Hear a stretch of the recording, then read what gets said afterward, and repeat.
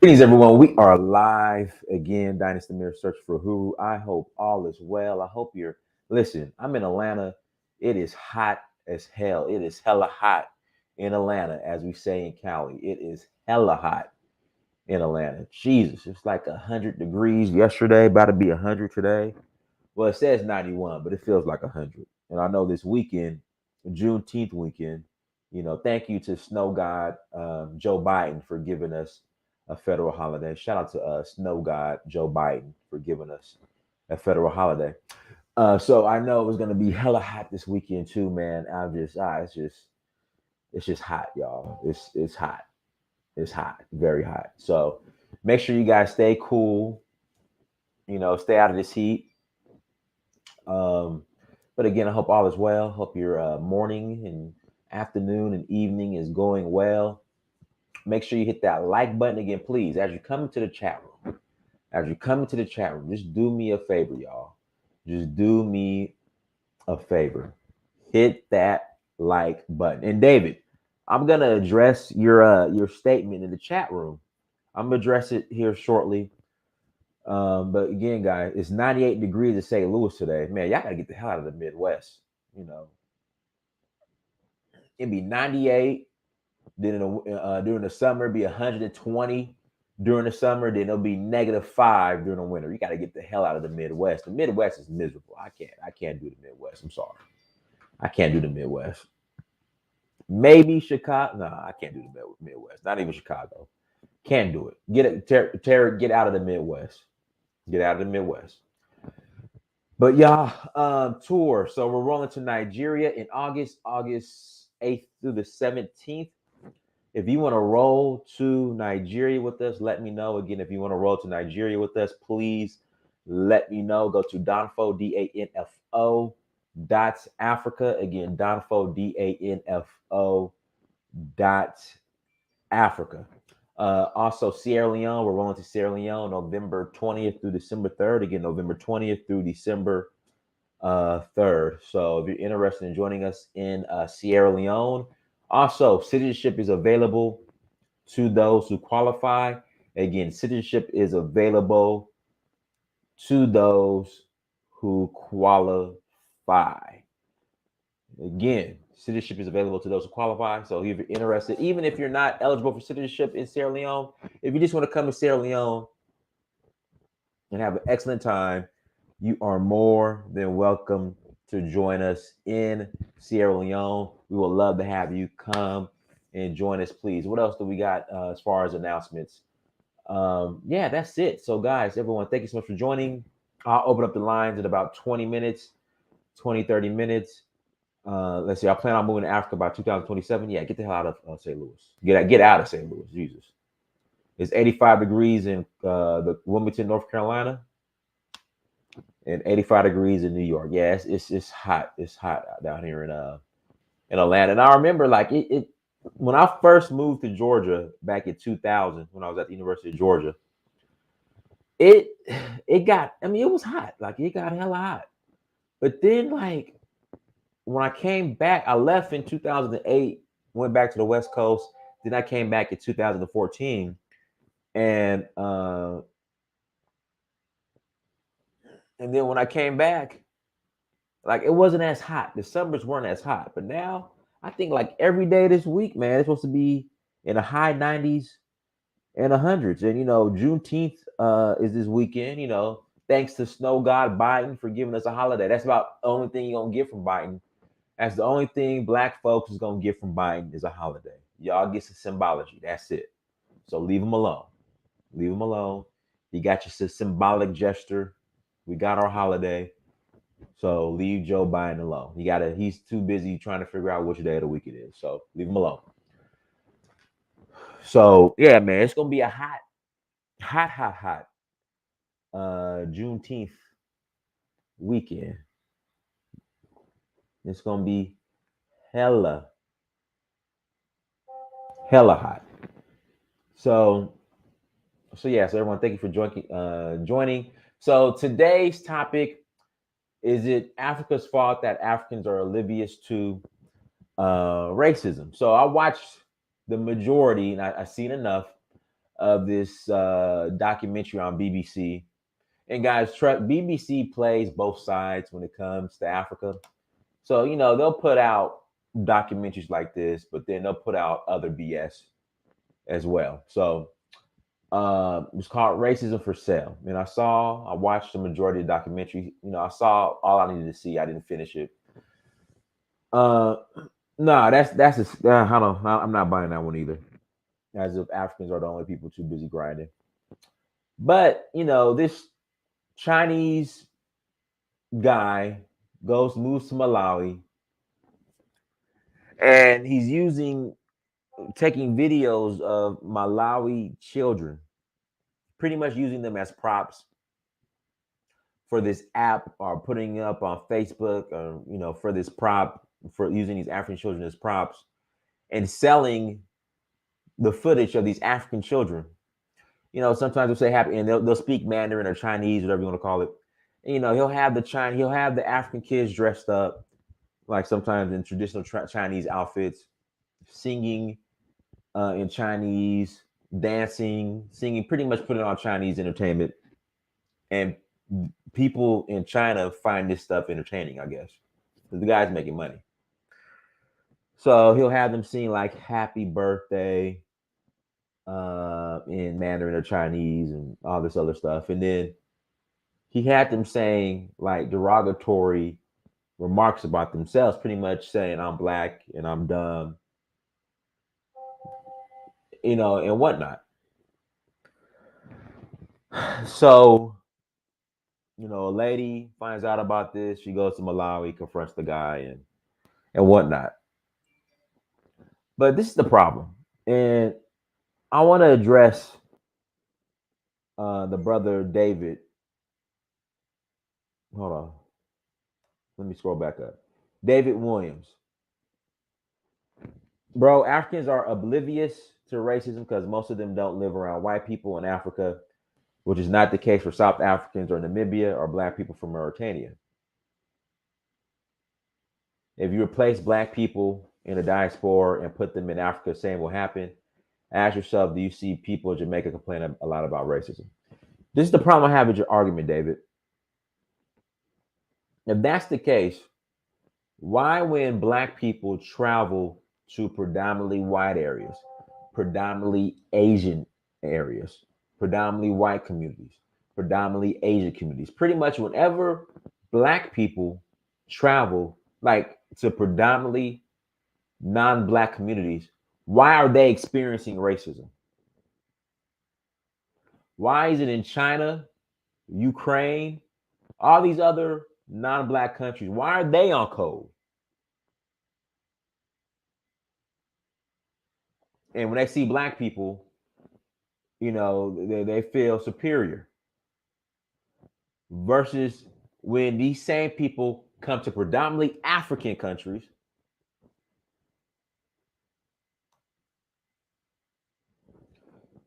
versus when these same non-black people come to predominantly African countries, they're not experiencing black racism. See, when black people go to non-black countries, they experience racism. But for some reason, when non-black people come to Africa, they don't experience black racism.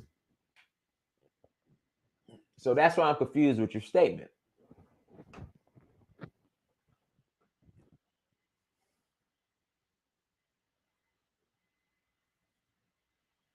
That's the issue I have with your statement. I mean, that makes sense, David. Am I making sense?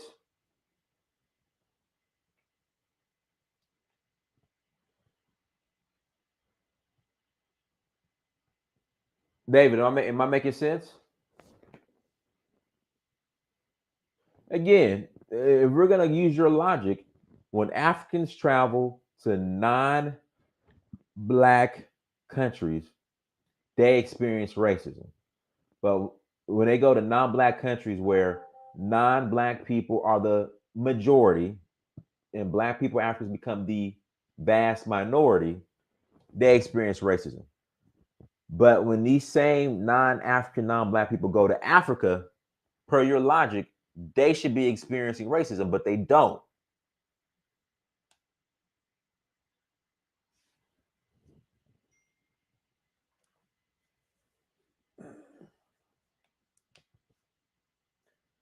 Because black people generally have better morals than other races, exception black Westerners. Okay. All right. I guess. That's what you want to say. The nice excuse is BS because they're not so nice to each other and practicing tribalism. Yeah. Just trust me, when it comes to tribalism, that's a different story. You know, like here in America, when it comes to each other, we got heat for each other all day. We got heat for each other all day. But when it comes to outsiders, roll out the red carpet. Because you got to think about it, this Asian man was able to go to Malawi and pretty much have free range to do whatever he want in their villages. Free range to do whatever he want.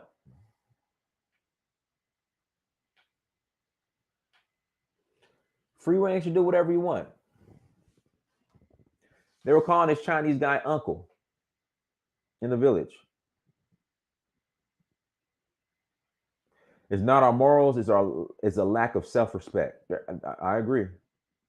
Play the video for the ones that didn't see it, Dynasty. Okay, let me pull it up real quick. Hold on 1 second.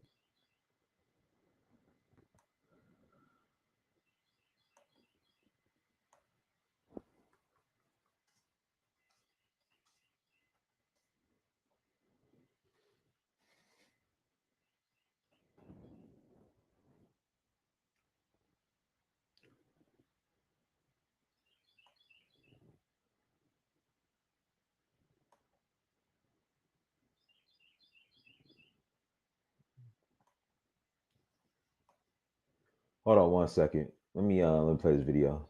Let me share the screen.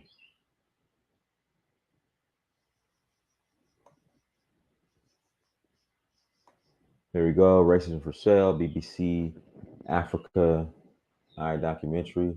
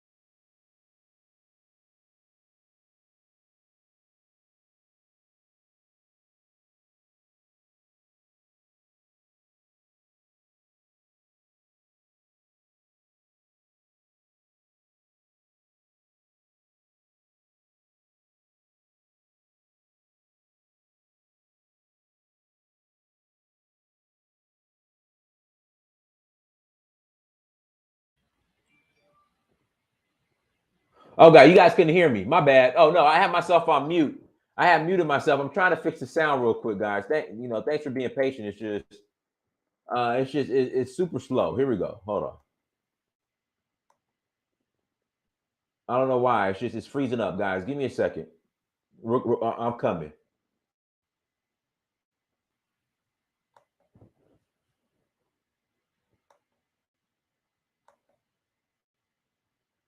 All right, finally, bam, we got it. We got it. You guys can hear me now. Can you hear me now? You hear me now? Okay. Hold on. Let me play.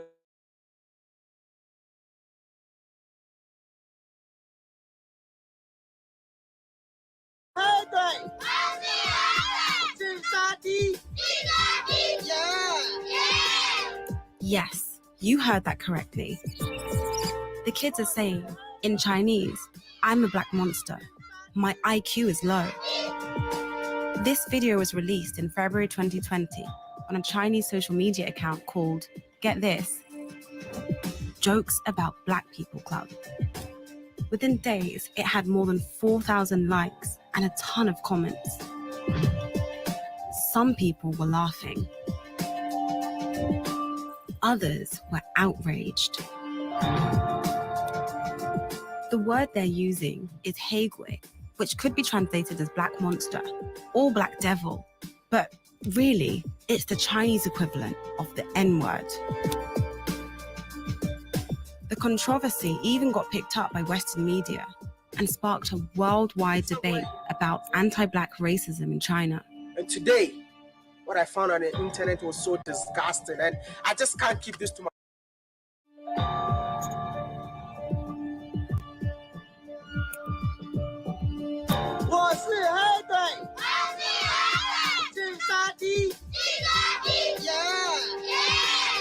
Yes, you heard that correctly.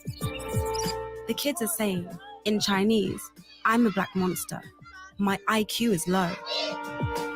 This video was released in February 2020 on a Chinese social media account called, get this, Jokes About Black People Club. Within days, it had more than 4,000 likes and a ton of comments. Some people were laughing. Others were outraged. The word they're using is Haegui, which could be translated as black monster or black devil, but really, it's the Chinese equivalent of the N-word. The controversy even got picked up by Western media and sparked a worldwide debate about anti-black racism. All right, so that's what I'm referring to. That's what I'm referring to right there. But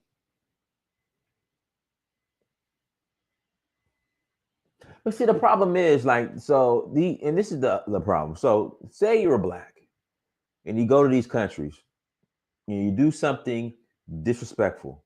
They're gonna deport you, they're gonna lock you up. And a lot of these countries, Chinese, Europeans, they come over, they do something racist. Like in Sierra Leone. Hold on, let me show this to you guys. In Sierra Leone. A lot of these countries, you do something. I mean, when these Europeans or Chinese come to Africa, they do something like racist. Maybe a slap on the wrist. Let me show you this in Sierra Leone. Hold on one second.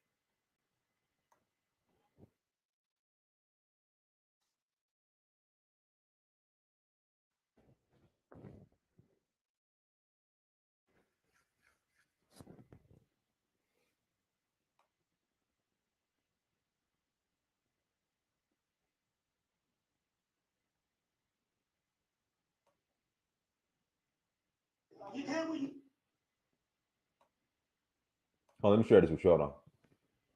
What's up, Jelena? I got your favorite shirt on. I got your favorite shirt on.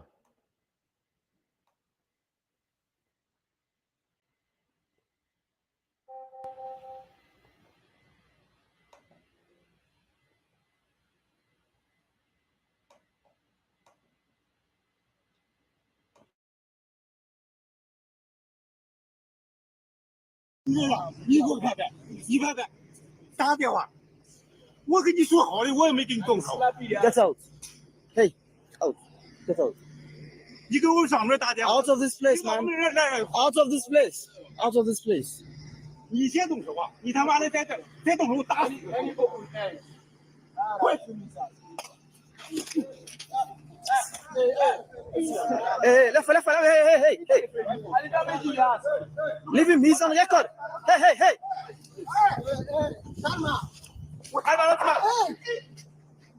He's on record, leave him.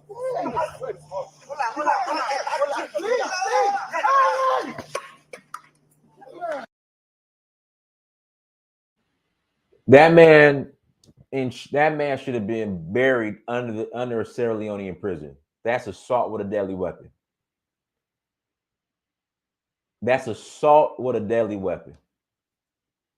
That man should be buried under the Sierra Leonean prison. And we have cases, like there was a case of an ex-football player who's in China who was accused of assaulting somebody. He spent like 5 years in prison in China. That's assault with a deadly weapon. He should still be in jail right now. That was 2021. He should have still been in jail right now.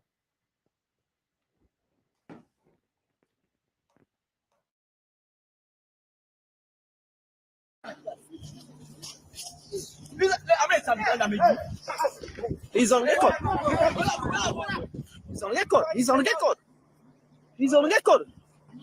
Don't worry. He's on record.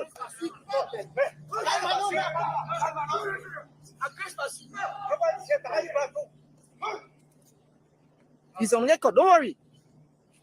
Don't worry. He's on record. Don't worry. He's on record for this. He's on record. No. Why? He has no right to stop him. We are on safety records. No, he has no right to stop him. The man is on safety. He has no right to stop him. Why? He has no right. No, he has no right to stop him. He was the one who left that place to come and stop the safety meeting. He has no right. Don't worry. He has no right. He's on record for this. He has no right. And this one, we are going to take it up seriously. Don't worry. Don't worry. He has no right. The man is conducting a safety toolbox meeting. He went there and then disturbed the safety meeting. He has no right.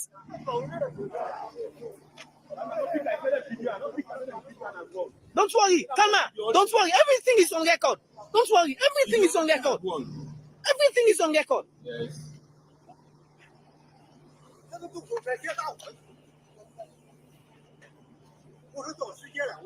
Everything is on record. Just pick up your beats. Pick up your beats. Just pick up everything. Everything is on record.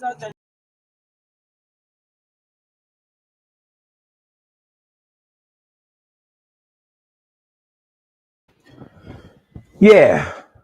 So that's assault with a deadly weapon. You should be buried under the prison. Buried under the prison. Listen, I'm gonna put the link in the chat room if you want to call in and add to the conversation. Link is in the chat room. You're more than welcome to call in and add to the conversation. We would love to hear from y'all, my beautiful people. We would love to hear from y'all. Link is in the chat room. Please call in. And you are more than welcome to join the conversation. Everyone, you are more than welcome to join the conversation. Yeah. Here we go. America's First Rifleman. Here we go. Go ahead, brother. Hey, what's up, Dynast? Well, I need to turn up the volume. I actually have a couple of questions for you. I've heard that rhetoric over the years, like the Chinese are taking over Africa, because folks are defaulting on loans, kind of, because, they're kind of doing the IMF thing, I'm guessing. But is it really true the Chinese are taking over and doing all this destructive stuff while the Africans are letting them? Or is it because people keep with the Chinese man is Thanos stuff? I kind of find it hard to believe. No. As far as them taking over, no, they're not taking over. There are some business deals that I might not agree with, but this taking over and all that, they're not taking nothing over. It's not happening. Okay. Yeah. They're not taking nothing over. Especially but like, is that really true that Europeans and Asians get to just act any way they want it, or does it depend on which country? It's very gray. I mean, some of the stuff they do, like this, like the video I just showed, that dude should have been buried. He should be in a Sierra Leone prison right now, like to this day. That's assault with a deadly weapon. From my understanding, they literally hugged it out. I'm not exaggerating. And then I think the Chinese companies, brought him back to China. Oh, okay. Well, heck, that sounds like some Black American in a church, forgiving people who killed your people type stuff. Like, that's what that sounds like. Yeah. So like literally, but then you have some cases like in Rwanda, Kagami's kicking them out. Mm-hmm. Like one lady, she made a comic. Kagami deported her. Nice. Yeah. So it depends, but yeah, it's. I would wonder if it's like oh, so, is that me? Oh, anyway, the main thing, I just think Africans just need to leverage what they have. Obviously, people want the resources, and just like you said, that ex-footballer that was thrown in prison because somebody accused him of assault in China. He spent like 4 years in prison. Yeah, dude, like the Africans can leverage for that stuff not to happen, especially if they're like, look, if you don't let him out, we're either gonna kick some people out. Let me back up. He was a Black American. Oh. Then never mind. Let me pull it up real quick. Hold on 1 second. All right. Well, that's pretty funny because, like, I don't know. I've been to China before and a couple other places, and I've seen Black Americans just show their whole behind in places they shouldn't be doing that. Kind of like that Brittany Griner chick, like that tall lesbo. Like everybody knows, if you Black, you're not supposed to be bringing international drug smuggling, nothing.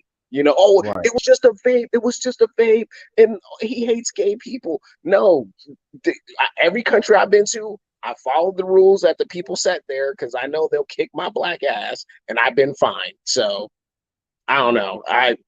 Half of the time I don't even believe in it. I know it's probably bad, but half the times when there's like international incidents like Brittany Griner involving Black Americans, half the time Negroes is acting the fool. I hate to say it that way.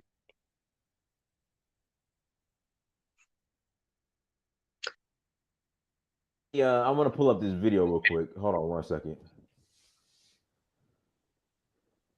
And he was locked up. Listen, he was locked up under Obama. Obama didn't do nothing. Nothing. Well, I mean, he wasn't gay. He wasn't gay. That's why he didn't get him out. Hold on 1 second. Let me pull this up real quick. All right, here we go. Let me.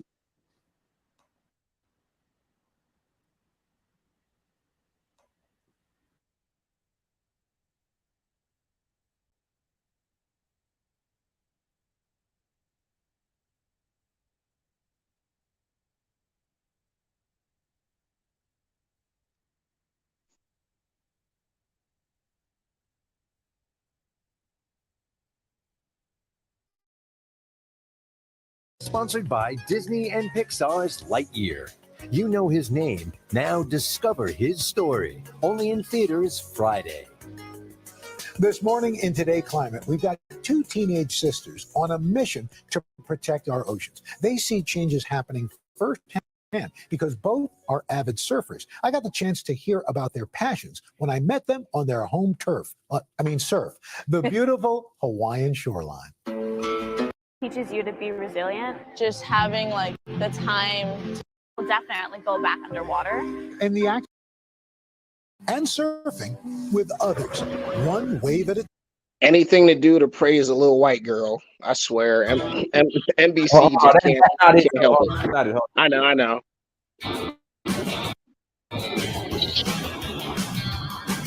I'm just patting each other's on the back for like climate BS. It's retarded, man.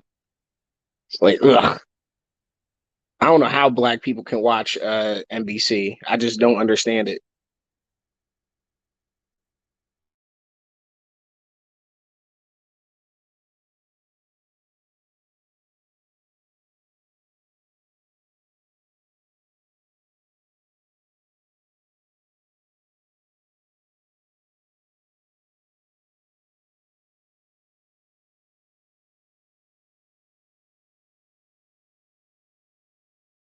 NFL football player arrested and jailed in China 20 months ago following a bar fight. Brown was living in China. He was coaching football there when a scuffle in a Chongqing bistro landed him in jail. He has consistently maintained he was merely defending himself. Brown was convicted last year, and despite hopes that when he was finally sentenced last night, U.S. time, he might be deported. Well, instead, Wendell Brown was sentenced to 4 years in a Chinese prison.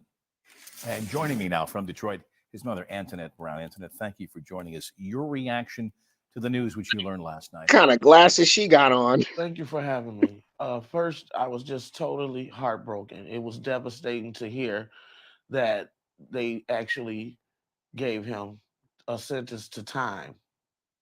Yeah, 4 years. Will he receive any credit for time served? From my understanding, with talking with the consulate, yes, he would receive credit for the time already served. So they're looking at almost 2 years, but we want him home because it's clearly unfair justice. Who have you heard from in that regard? I know you went to Washington recently. You had a series of meetings scheduled, and then they were canceled. Have you heard from anyone in the State Department in the last day or so? Not in the last day or so, but I have been talking closely with the State Department headquarters and a lot of people in Washington. Yeah. When's the last time you've actually spoken to your son? 2016, 2 days prior to this incident happening. How have you communicated with him in the meantime? In the meantime, once a month, we communicate through a letter, through the embassy. I send letters to him. He sent letters to me. Are you considering traveling to China? No, absolutely not. And with what my son is going through, I wouldn't feel comfortable. Yeah. So what's your plan now? Are you going to pursue legal appeal in China and a diplomatic path here in the United States? What are you trying to do now? Yes, that's the plan. For Wendell insists that he get an appeal, and his lawyer Sophia Wright and lawyer Tong are both working to do the paperwork to have an appeal. You know, I've read some of the things he's written. It's been shared with us, his letters. He has an abiding faith, and who knows him better than his mom? Is that what's keeping him keep on right now? Absolutely. He's a very spiritual man, Now, guys, this is for a bar fight, alleged bar fight. He got 4 years in prison, and this is what I keep telling. And that's why, guys, listen. I know people got to handle business on an international level. I know y'all love going to Europe and these other countries, but I just don't understand what's in China. I mean, I hope the guy is being compensated very well to teach American football in China. You know, yeah, man, I don't understand. Like the Great Wall of China is there. That's literally one of the few reasons to go there. It's actually a pretty cool site, but it's just Obama had no problem pardoning white people for blowing up, like being terrorists in the 70s and 80s or whatever. I think it was 70s, where all these like communist leftist like movements, white people blowing up bombs in police stations and shit, and Obama lets them out, but he can't have high level talks at the State Department to get black people out of jail internationally. You know, they'll let Pookie and Ray Ray out, you know, to burn up your fucking city, but when it comes to an honest black man overseas, you can't do nothing for him. So it just makes me sick seeing that stuff. Yeah. Go ahead, Chrissy. Unmute yourself, Chrissy. Hey, I'm gonna take off, Dynast. Thank you for having me on. Okay. I appreciate you joining, brother. Okay, hi. Yeah, after the video, You know, it made me think of there's actually a Haitian proverb that says, a dog looks at the owner of the house before it enters. And when I saw that video, I'm just like, say that one more time. A dog or what? a dog looks at the owner of the house before it enters the house. Right. Okay. See, it has to look at the owner to discern the owner to determine how it's going to behave in the house. And I've seen a lot of those videos in Africa, you know, the Chinese slapping people up, the Lebanese. I know it was a case in Ghana where I think a Lebanese threw oil in this woman's face, all that kind of stuff. And my family's from Jamaica. So I think, one, that couldn't happen in Jamaica. We face economic pressures, but that face-to-face disrespect, my people don't tolerate. My people would chop you up quick and throw you in the bush. So my people rule. But I think that the reason why a lot of Africans in African countries tolerate this, I feel like it's a mixture of white Jesus in the mental and maybe naivety, and also maybe a bit docile and respect as well. I feel like it's an amalgamation of like all of those things, why they sit down and tolerate, because I don't understand. Because the way the Chinese act in Africa, they don't act like that in Jamaica. That's look. That's the please. I came because of Africa something, but don't bring Africa down like that. You understand? You don't. I'm not bringing them down. Hold on. You don't know us. The system we grow up with is different from the system the Americans grow up with. We don't see views like the way the Americans see views, but that doesn't mean that we're not aggressive. We're not aggressive. We're very aggressive. Don't say, "Oh, this." I'm speaking in the view of Nigeria. See, our layers of system is far different. We have set of system called traditional way that some of us carry on in dealing with things. You understand? So when we have sometimes problem, sometimes we consult our elderly people, and these things take time. Why is it doing like this? Only when you overdo it. Even when the white people colonized Nigeria, you have to understand, most majority of Africans never even see the white man in their faces. You understand me? But Kilo, this is the problem. You say that, but why when black people go to China, when a lot of Chinese have not seen black people in their faces, they're immediately on code. That's the part I don't understand. Yes, but what you have to understand, a typical let me put it Nigerian way. A typical Nigerian man don't first show aggressiveness until when you overdo what you're doing. I'll give you an example. A Chinese company was operating in Abeokuta. They were continuing not paying these people their salary and everything. What happened? After about a year, they set that business on fire. You understand that when all these things happen, sometimes because of the way Africans grow up, they say things in the total, okay, well, why do you do this? Why do you do that? What do you do? What is this about? So that we apply things in some of the ways that we grow up. So racism really is not a thing really that a typical Nigerian can ever seen. You understand? Until I came to a meeting in United States. I work for Total F. That as you know, I start seeing things that is intense. I'm telling you about that. I start seeing things in a total different form. Like, okay, that doesn't mean that the white people that I'm working with in the same company that show any kind of like racism towards me. You understand? Because we work together. They train us sometime. I'll also be trained up in France. You understand me? I've been to Canada. I've been to different places. But one thing that I noticed about the way Caribbeans talk about, oh, maybe the Africans are weak. Who do you think we are? Do you think we fight this or we just sit our ass and let us suppress us? Do you know the battles we fought the white boy about? The white man never control no market in Nigeria. Yes, I do agree. Hold on. After they eat the benches, they left without not having no footprint in that place. They left. They just left.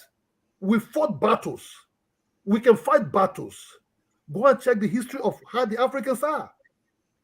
We want to be aggressive. We will be aggressive. But aggressiveness is not part of the things that we come about at first. You have to understand, our ancestors ask us to be as educated as the white man, to know their mindset, and at the same time use that education against them. You think the independence just came like that? The independence already started inside 1900, and it was just not men alone, also women also. Men that came from the returnees that came from Brazil, the ones they meet inside, and a lot of men, people like them Akitola, all the way down to Awolowo. These guys call them Azikiwe and all these guys. These are homemade guys that just came in slowly through that education. They could push about. You understand?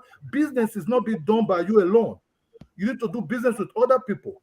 So Chinese have not really footprint in Africa, or the Lebanese. But if you commit a very heinous crime and the government find out it cannot save your ass, even when you're foreigner, you must pay the price for it. Otherwise, they themselves. You have to know in our leaders. Well, kiddo, hold on. Let's in Donna, go ahead, Donna. Hi, can you hear me? I hear you just fine. How you doing, sister? I'm good, and yourself? So I really need. It's been a while. Yes, it has been. I'm in Harlem right now. Okay. Hey, go to Bamba off of Malcolm X. I forgot the cross street. I'm not Bamba. I'm sorry. Baobab. Yeah. Delicious. Go. All right. My favorite restaurant, Senegalese restaurant in Harlem, is Africa Kine. Okay. Have you gone there? I have not. Just Baobab. Baobab is delicious. All right, I'll look into them. But I really needed to call in on this subject mainly because, one, the Chinese mistreat their own people. So I don't know how anyone could ever expect them to treat others differently. I spent about 2.5 months in China back in 2017. And the way that they treat their own people is like trash. They treat their own people like garbage. So why do people expect them to go to other countries and not do the same? The only reason why they don't go as far as they do in the United States as they do in some countries in Africa, not all, is because of the system that's in place here that basically mistreats all minorities, and Black people being the worst treated. And as far as, our sister here saying what they would not do in Jamaica, Chinese are doing this in mostly predominantly Black countries, unless they're stopped by the people.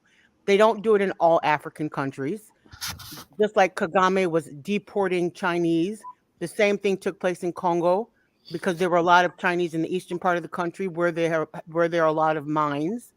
They were attempting to do the same thing, illegally overstaying their visas.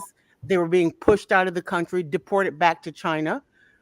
And it's just a matter of, Black people willing to stand up to them. And I will say there are some Africans that should be blamed for the way that they're treated, mainly their leadership, because in some of the countries, the leaders allow foreigners to come in, and because they're investing, they don't want to put these people out. Exactly. So it's not every country, but they do overstay their welcome when it comes to some Chinese. But as far as racism being taught, it took me years to understand that most African countries do not teach about racism. They do not teach about slavery.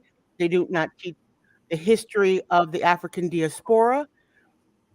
And it's not until you actually go to different countries in Africa where you get to see why some of them think the way that they do.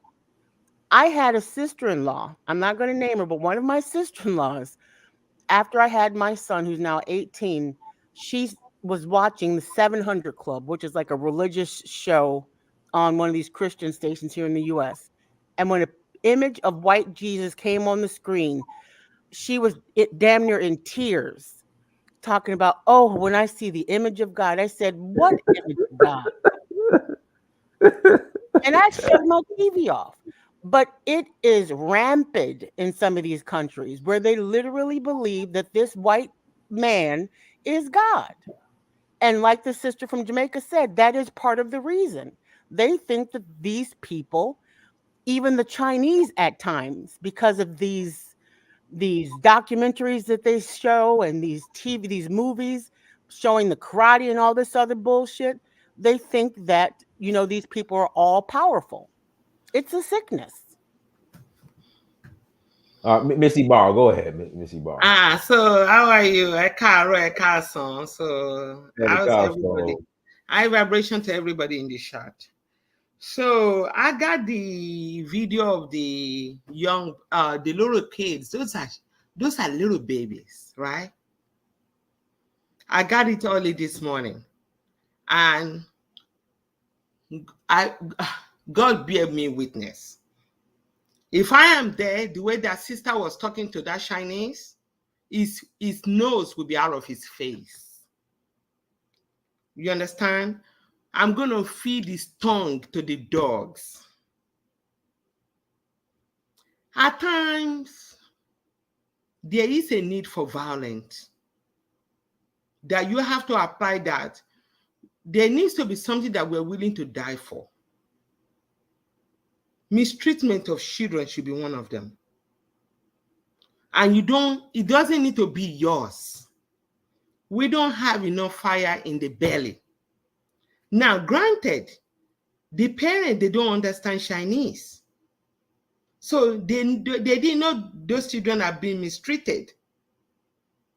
And it is the reason why the African parents particularly, they need to start talking to their children that whenever somebody other than us, if somebody is abusing you or beating you, mistreating you, we need to know.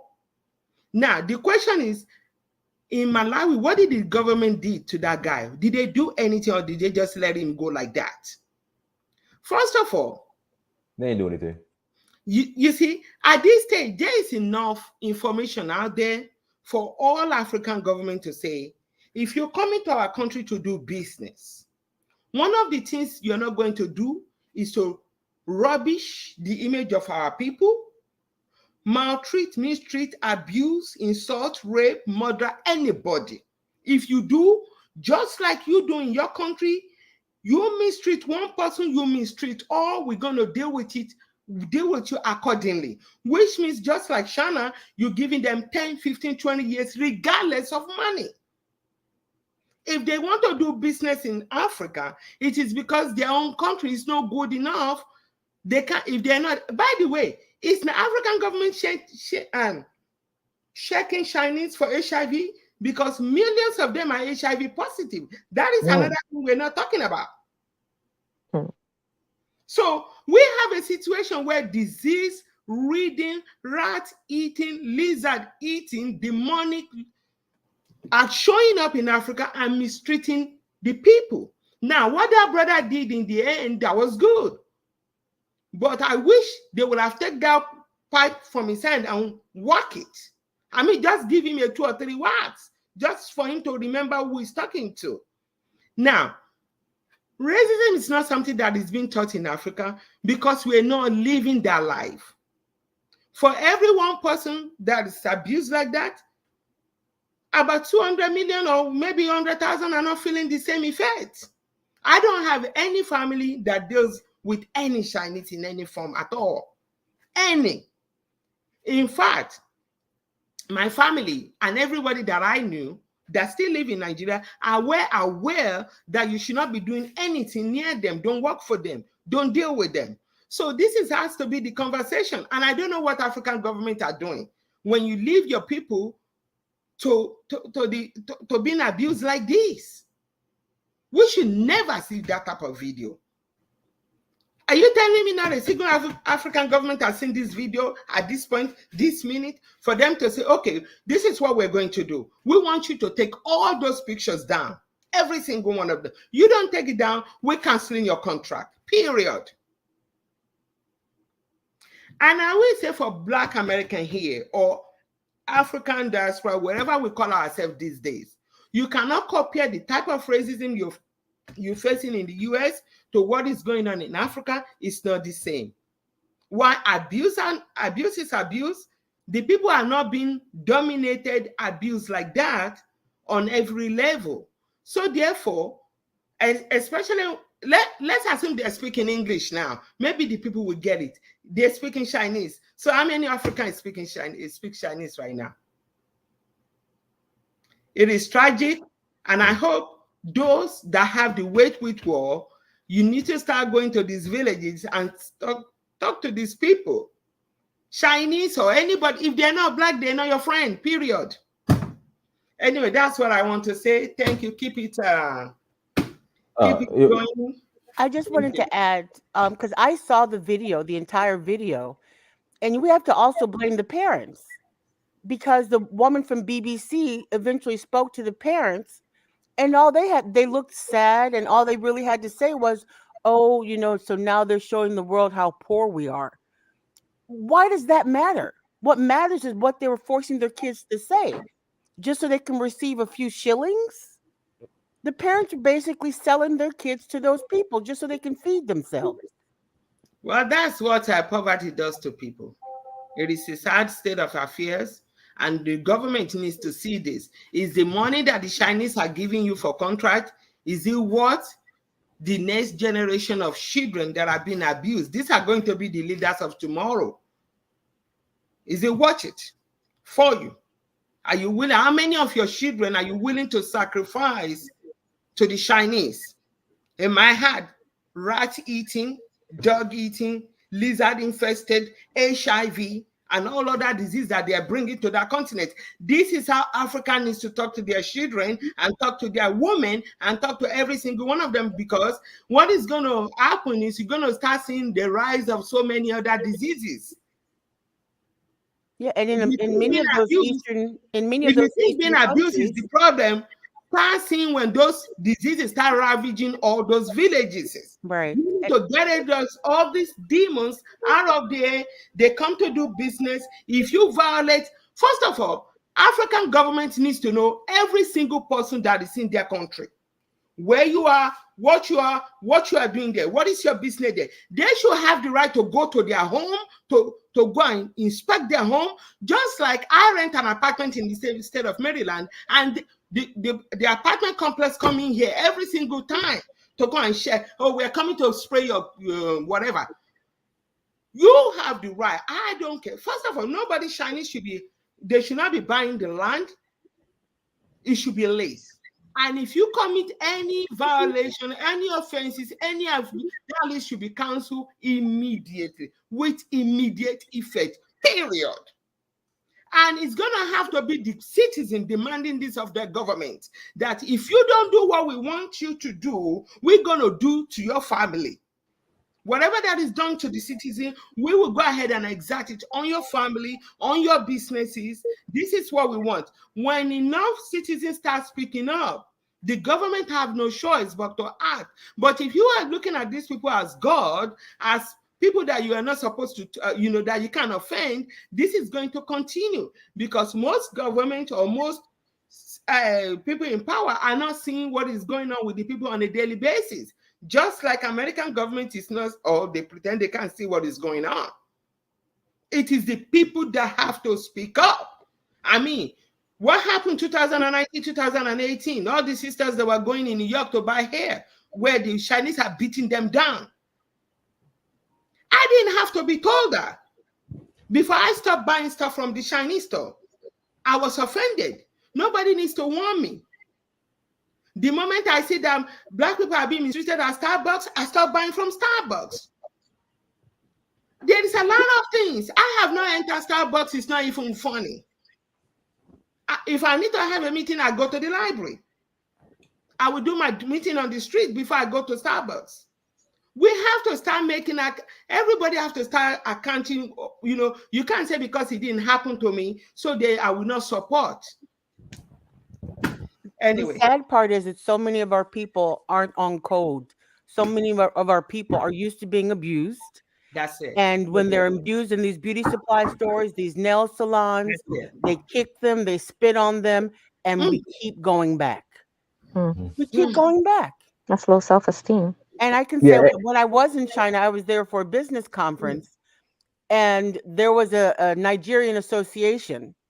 And all the other Africans that were there that I saw, anytime they had issues with the Chinese, it was the Nigerian association that brought them all together, and they fought against what was taking place. But I think there was also, because of the part of China I was in, Guangzhou, there are a lot of Africans. But I don't know what we're doing in China. Many of them were students. Brother, a lot me of them already were told there. you, I don't want to learn Chinese. I'm not interested in Chinese, and I don't want them in my country. Yeah, I don't get that want them in my part. continent. Period. But I there were mean, tons of them. are the universities that good in China? Like, are they that great in China? Well, Or most in of the ones that I found that they were there studying, they were there because the Chinese were in their countries. So they were there to learn Chinese so that they can be able to communicate with them in the mining companies in certain countries in Africa. And some of them were sent by their government. Some of them were sent by the companies for them to go there to learn Chinese.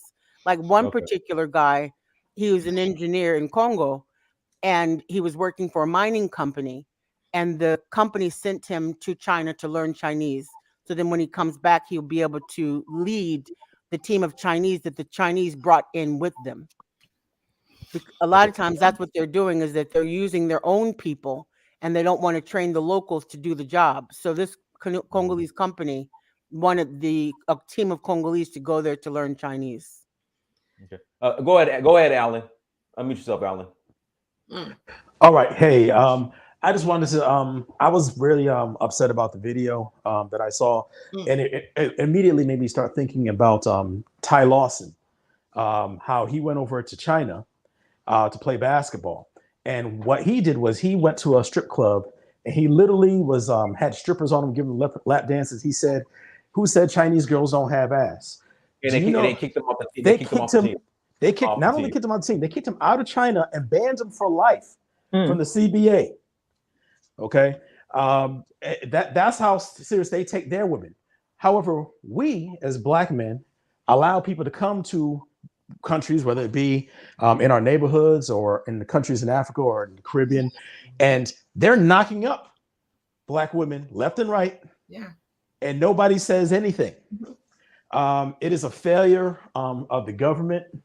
I think the failure of the education system that people in Africa do not know about racism. You can't say it's not around you because colonialism is another form of slavery.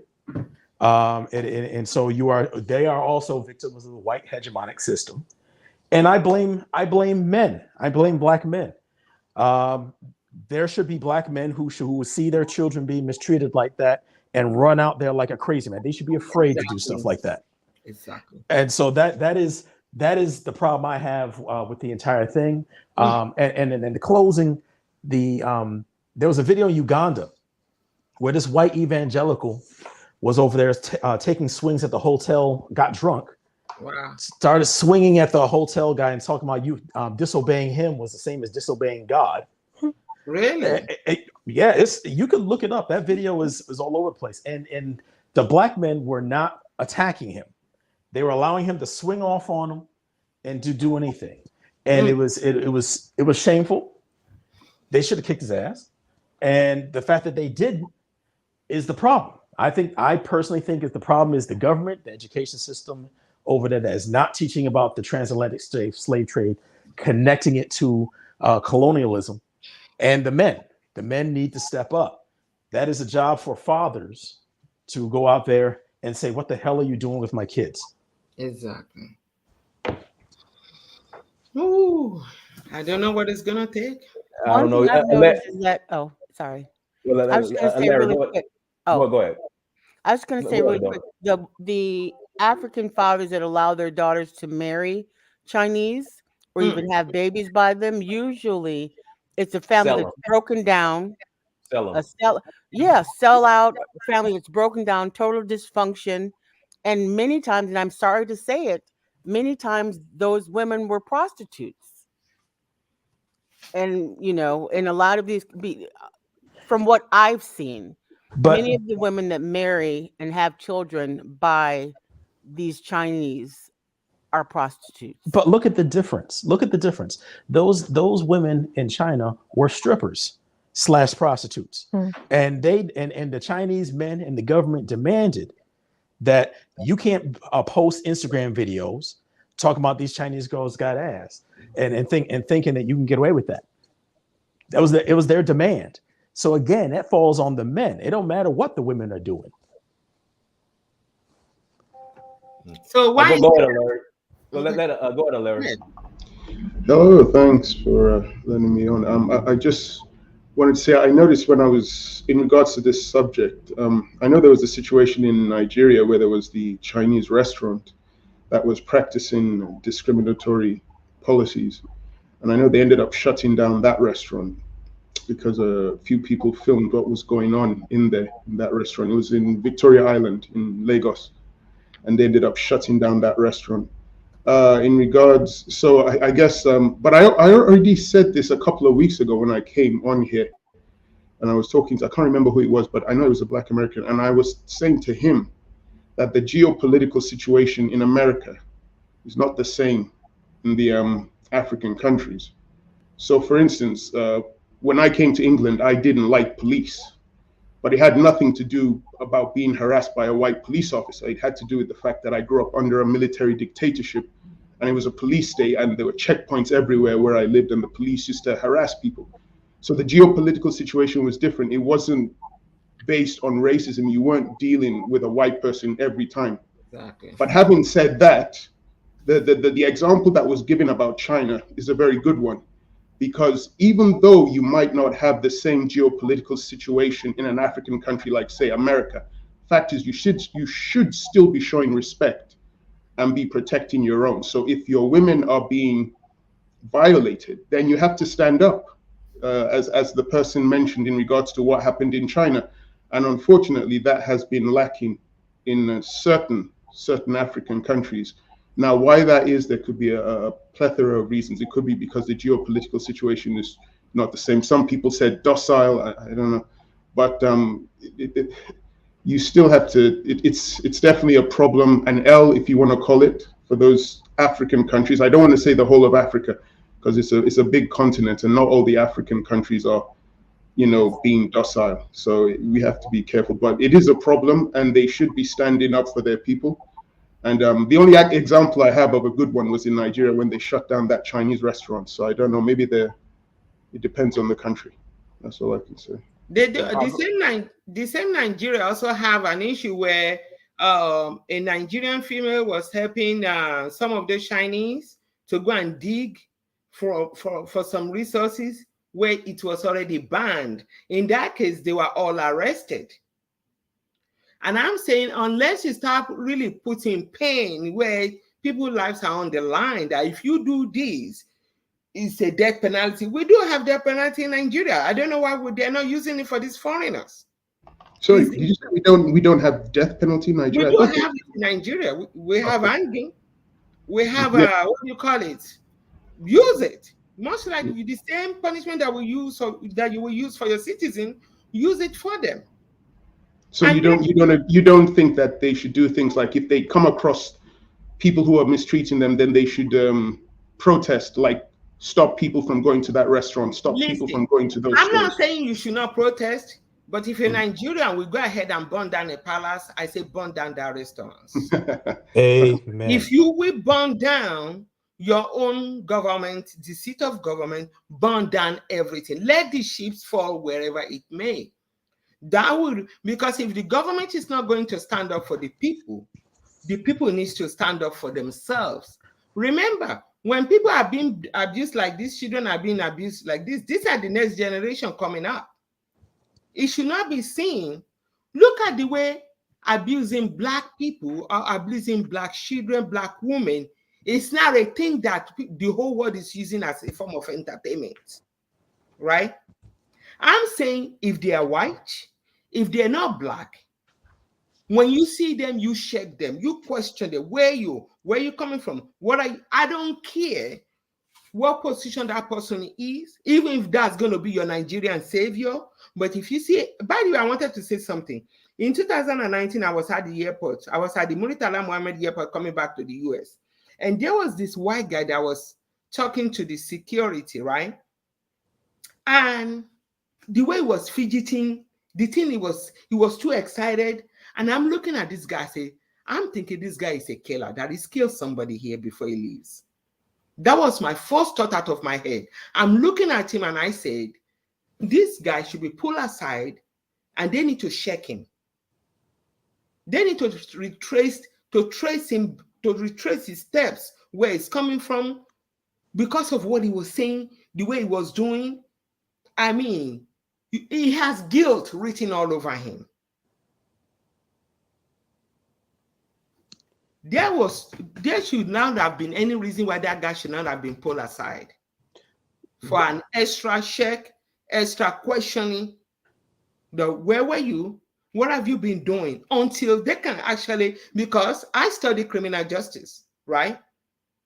And when I'm around people, I'm looking at your mannerism, I'm looking at the way you set up, I'm looking at everything about you. And I see no reason why there were a bunch of police at that airport where they have not seen the way that guy was behaving. And in fact, I got close to him. I was right behind him to see, does he still have something on him? What is wrong with him? It's everything he was doing was giving him away. It was like, he was behaving as if like, look at me now, I'm about to get away with something. Remember now, it is now in the same China now that they have on the market black men private parts being sold on the market. It's on WhatsApp all over out there. You have to start checking people and start saying, where you from? What are you doing there? What did you come here to do? Anyway, I'll let somebody else take it. Go ahead, Mike. Unmute yourself, Mike. Daniel, how are you, man? I'm fine. Where you been, Mike? Otojo Meta. Oh. Otojo Meta. Yeah, I've been fine, man. Yeah. Yeah, man. Okay, so I had one opportunity to speak with one Chinese contractor guy that kind of like does travel around Africa, you know. One thing he told me was that he said, "Oh, you know what? You Nigerians are yeah." He said, "One thing I was about you Nigerians, you guys are very hardworking people, you know."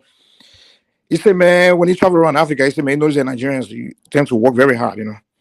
And then actually, this thing that you guys talk about, when I got in the conversation with him, he told me, he said, "Listen, man, like one thing like the Chinese people like to do is that when they go to African countries, they like to bring their own workers because there's a way that they work and they like people to work. But sometimes the Africans government or African policymakers, they would tell them that no, if you're going to do this contract, you have to hire the locals. Now, one issue they always complain about is that a lot of these young Africans that they were hired, a lot of them don't have work experience. Most of them never worked. They never had a job, you know. So being their first job, they tend to work like, you know, just violating safety rules or just working slow, not understanding that in the contract, how they make money is based on the productivity, you know.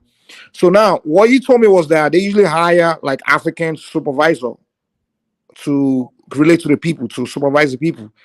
And those African supervisors usually get violent against their own people. And he got to a point where he told me that even the African supervisors were even the one encouraging the Chinese to even get violent with those youth, just to make them work, you know, to make them, you know, pick up.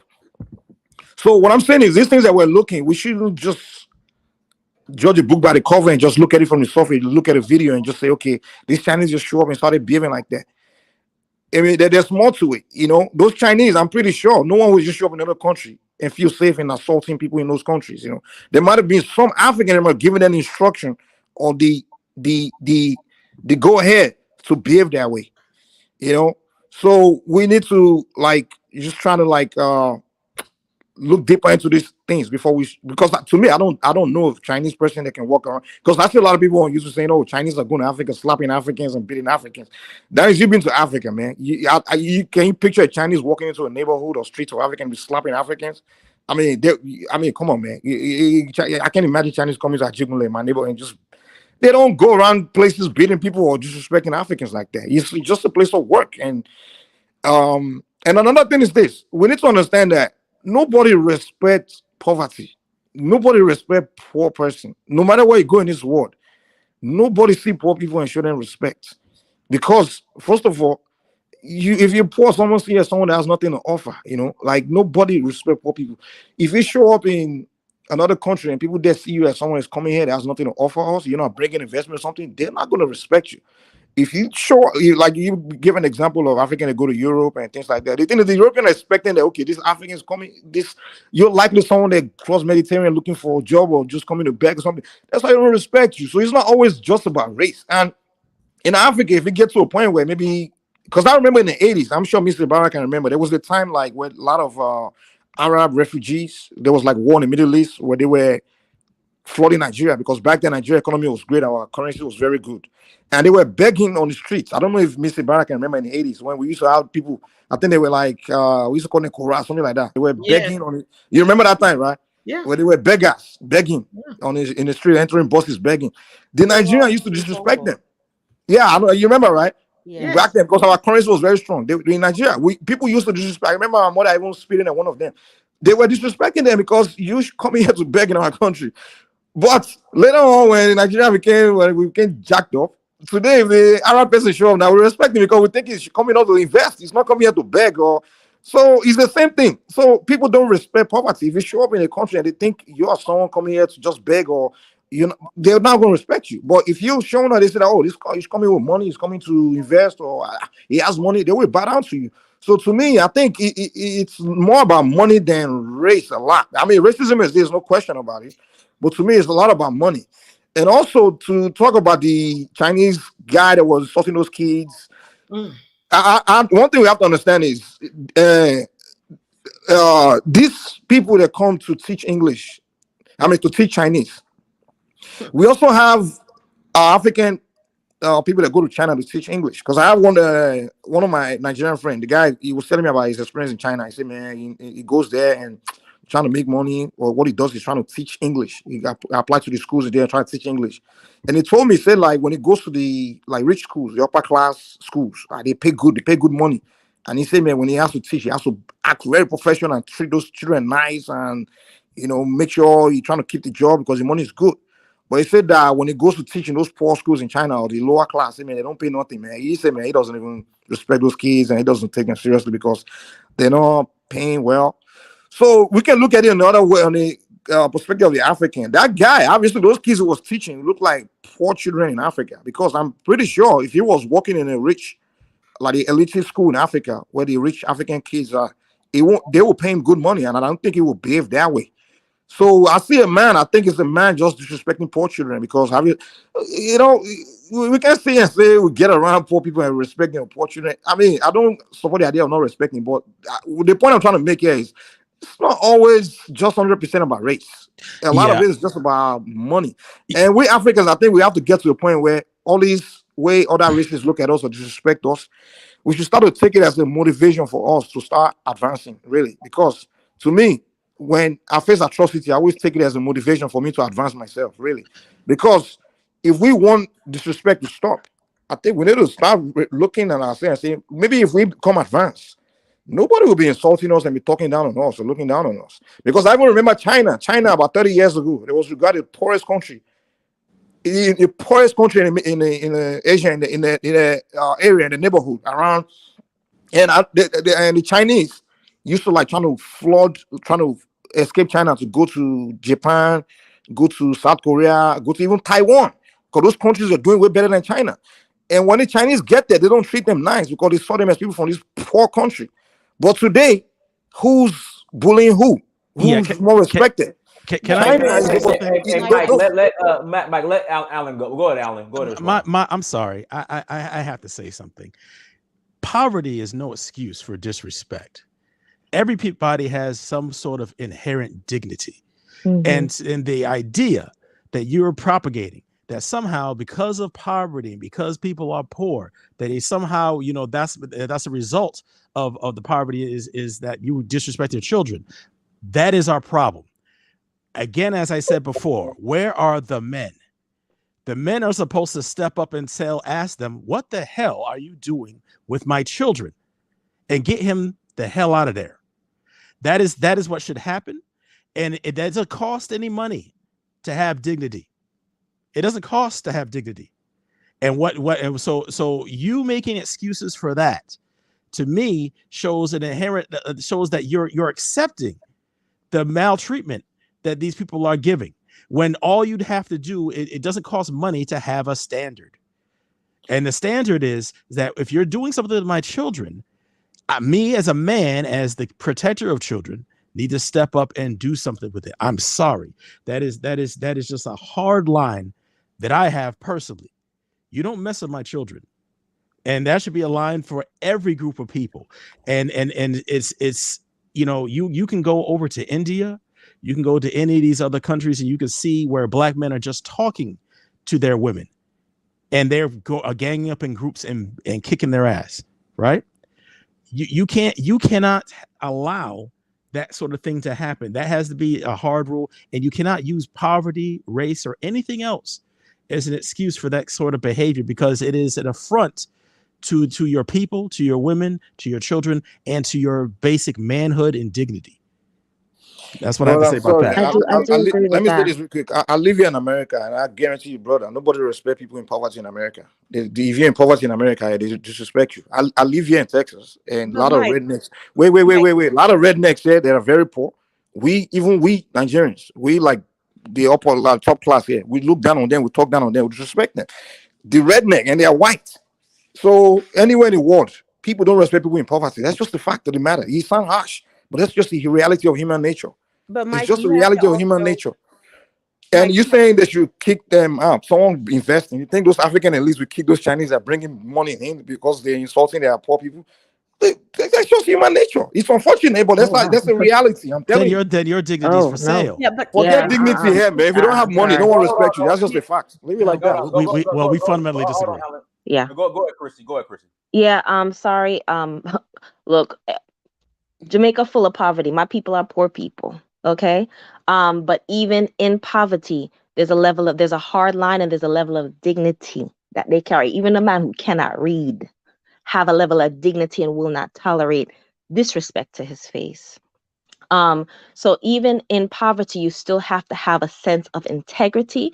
And I think the idea of accepting that level of disrespect, I think it's historical. You know what I mean? It's just embedded in us, there's a lot of trauma that has happened over the years, and embedded in us this intrinsic low self-esteem, low value, especially where lighter skinned people are concerned.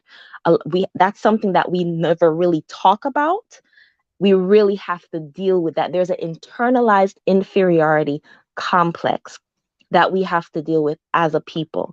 So rather you're poor or not, that especially when it comes to the children, because I sometimes I see these things and I just imagine, like, look, as I said, I just imagine what people I know, how they would respond. Because even when you hear in the community a little girl get raped, the community, they don't wait for nobody wait for police.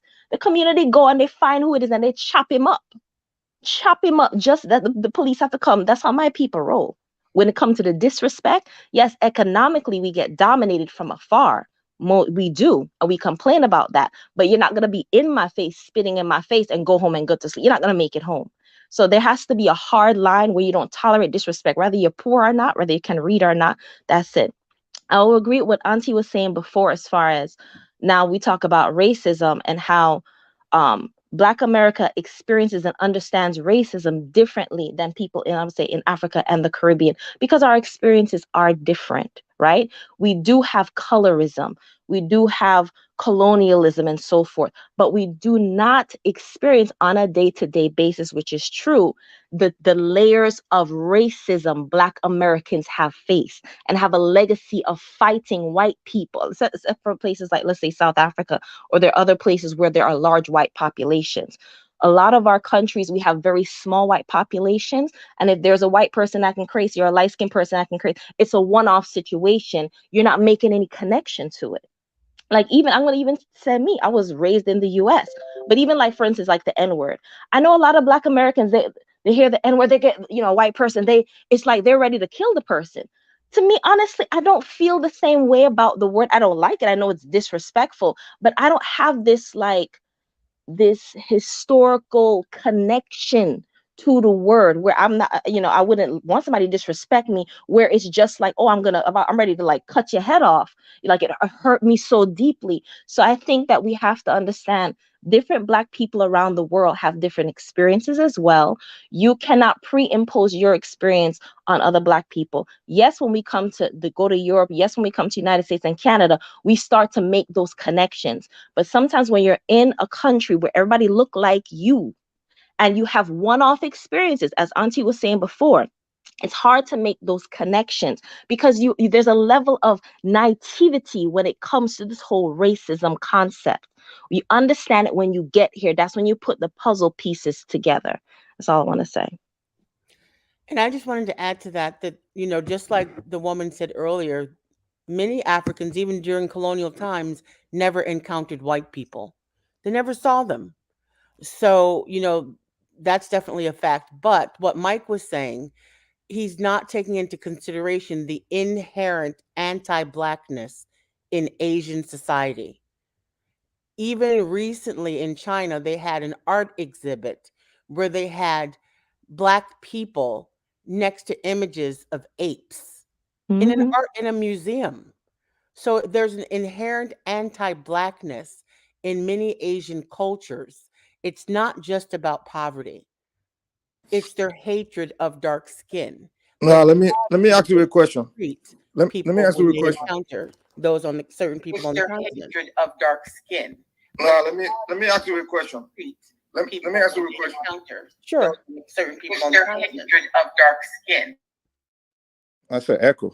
Okay, so let's say today, right? If let's say one African country become a superpower, is advancing, and we become one of the richest country in the world, do you think they will be calling you apes? They will still be calling you apes? They will be saluting you, man. They don't. At the end of the day, the reason people talk down or not look down or not is because the image they see, the perception is Africans are poor. They are poor, and some of their people will tell them that it's because they have low IQ and stupid things like that. That's what they see you. And the only thing they can justify that we have low IQ is because they see our state of economy and state of condition. But once we begin to advance. I remember when I first came to the United States, like in the 90s, right? I was living in the South, where I was living in Houston here. Nigerians were known for driving cabs and we were not known for being successful people. And back then, when you say you're from Nigeria, people clown you, oh, you monkey, you're from Africa, and things like that. They'll joke and make fun of you. Today, when you come to Houston, like if you say you're a Nigerian, automatically someone assumes you're just a successful guy. And today, like literally, I remember in the 90s back then, if you say you're from Nigeria, something like that, girls don't even talk to you. Now, almost every girl wants you. Once you're a Nigerian guy, every girl wants to date you. Both white women, Asian, white, all the women want you because they know these guys. Every Nigerian guy you almost see is like driving a nice car. He has a good job. He's doing well.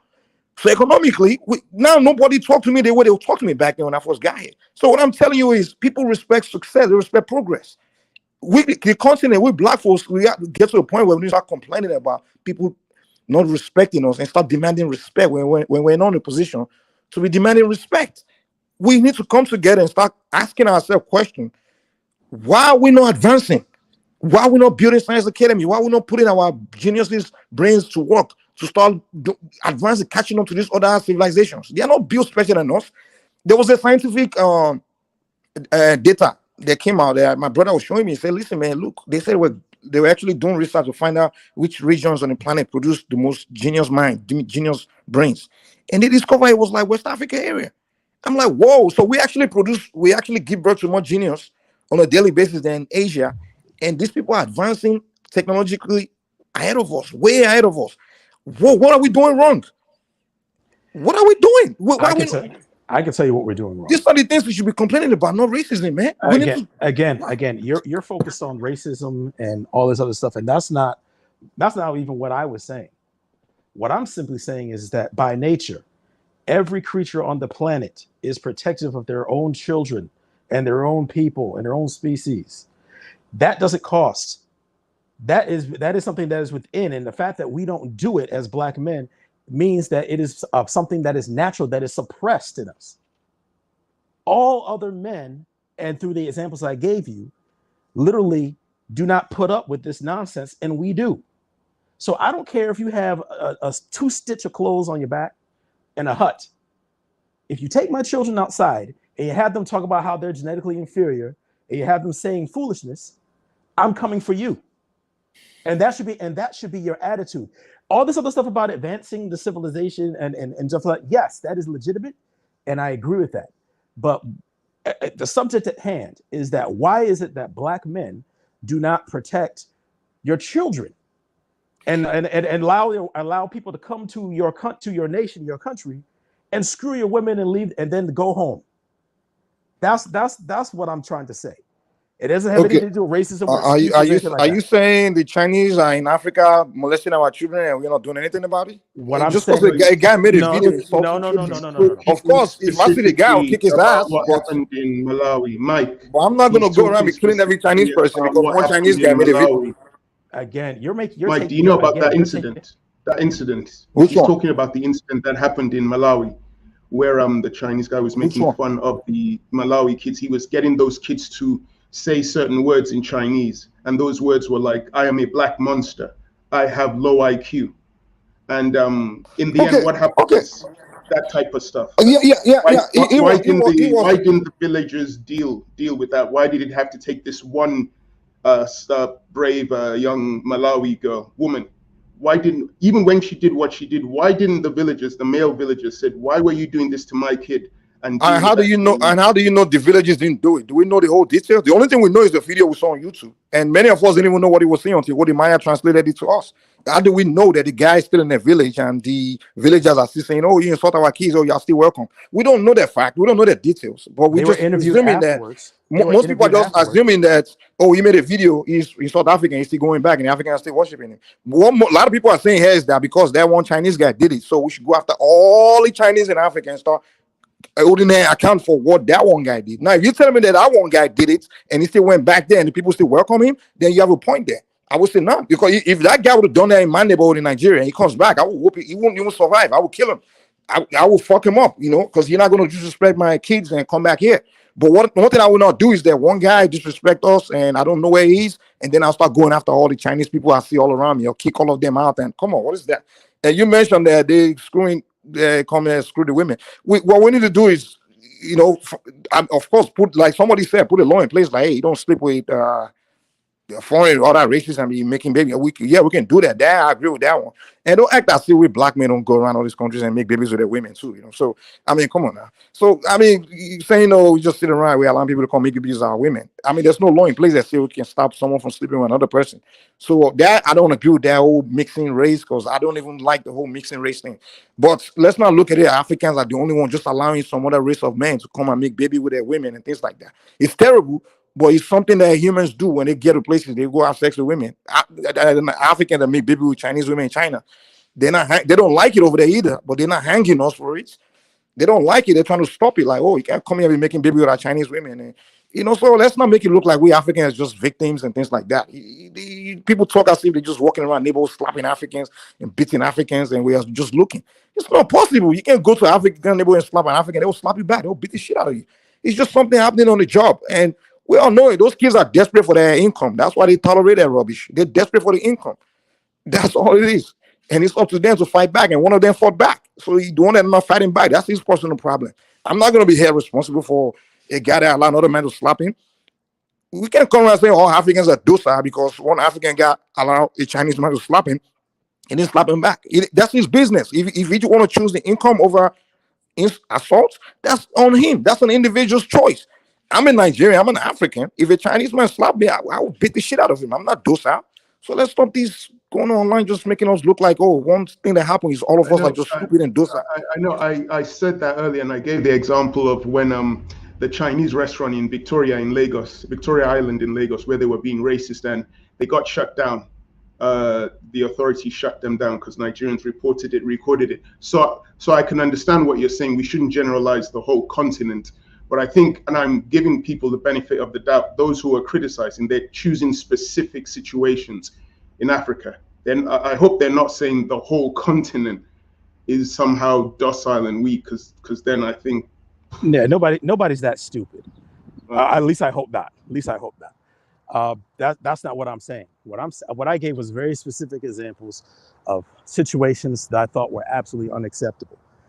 And when I hear someone talking about money as if it's a justification for that, you know, that's when it gets under my skin, because it's like, listen, in Barbados, man, seriously, there are people with no money, but they have all the dignity and pride in the world, and you're not going to mess with people's children. So that's the cultural scope that I come from, and so I don't play these games. If All right, I found out about Bob, that with my kids, you know, what I mean, he'd have a problem. Guys, do me a favor, hit the like button again. Please hit that like button. If you haven't hit the like button, hit the like button. And then Bob, go ahead, Bob J. Brother Mike, I want to respond to a couple of things you said. The reason why Africa is not progressing like how it is because the African geniuses that they do produce in West Africa, no arguments here, they're for sale. They're in America. The man who created the internet is Nigerian, genius, but he was for sale. He gave his product to them and he didn't own it. So that's why they're not progressing, and that's the main reason. They have a lot of geniuses, and again, West Africa, Nigerians, no, they're not docile. They're about that action. You know what I'm saying? That's why the bloodline that a lot of FBA Americans is Nigerian. We fighters, we warriors. That's why like you said, it was a woman in Nigeria that actually led a revolt against the British. I mean, they're about that. But it's other countries in Africa that give Africa, because a lot of the education here is so bad. A lot of people just think Africa is just one country over here. So when you see certain things like in Uganda, they just got $12.9 trillion worth of gold they found, and nobody's talking about it anymore. But who's going to get? Is Africa going to get that, or is the colonial people who are invested, are they going to get that $12 trillion or $13 trillion dollars worth of gold?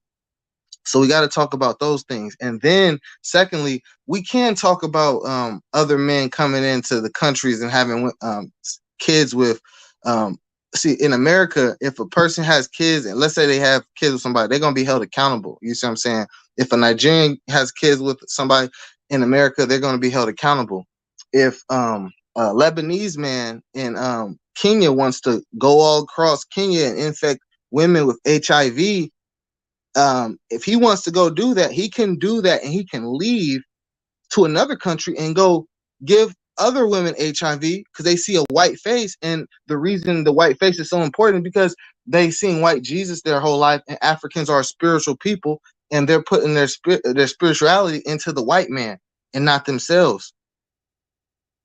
So that's all I want to say. And I do agree with Nigerians being successful, all what you're saying, but you gotta be real on the standpoint of that it is a subset of African countries that allow disrespect. You know, the South Africans, they don't allow disrespect. The Zimbabweans, they don't allow disrespect. But you know, there is a subset of Africans that we've seen stories again, like the story I was writing in the chat about something that happened in Ghana when I was there. Some dude put a lady head in the rice cooker. You know what I'm saying? Like, and the dudes that was working there, they didn't do nothing. So that's all I'm saying. Like, I get what you're saying is, nah, man. I don't think no African American in America is gonna let see somebody put somebody head in a white or black head in a rice cooker and not do nothing. That's just crazy. But that's just a one incident. I understand that, but that's just all I want to say. Africa does produce the best geniuses, but they are for sale, bro. And then if the genius creates something that is life-changing, he falls out of a building, like that brother in South Africa that created a system that was for clean energy with water.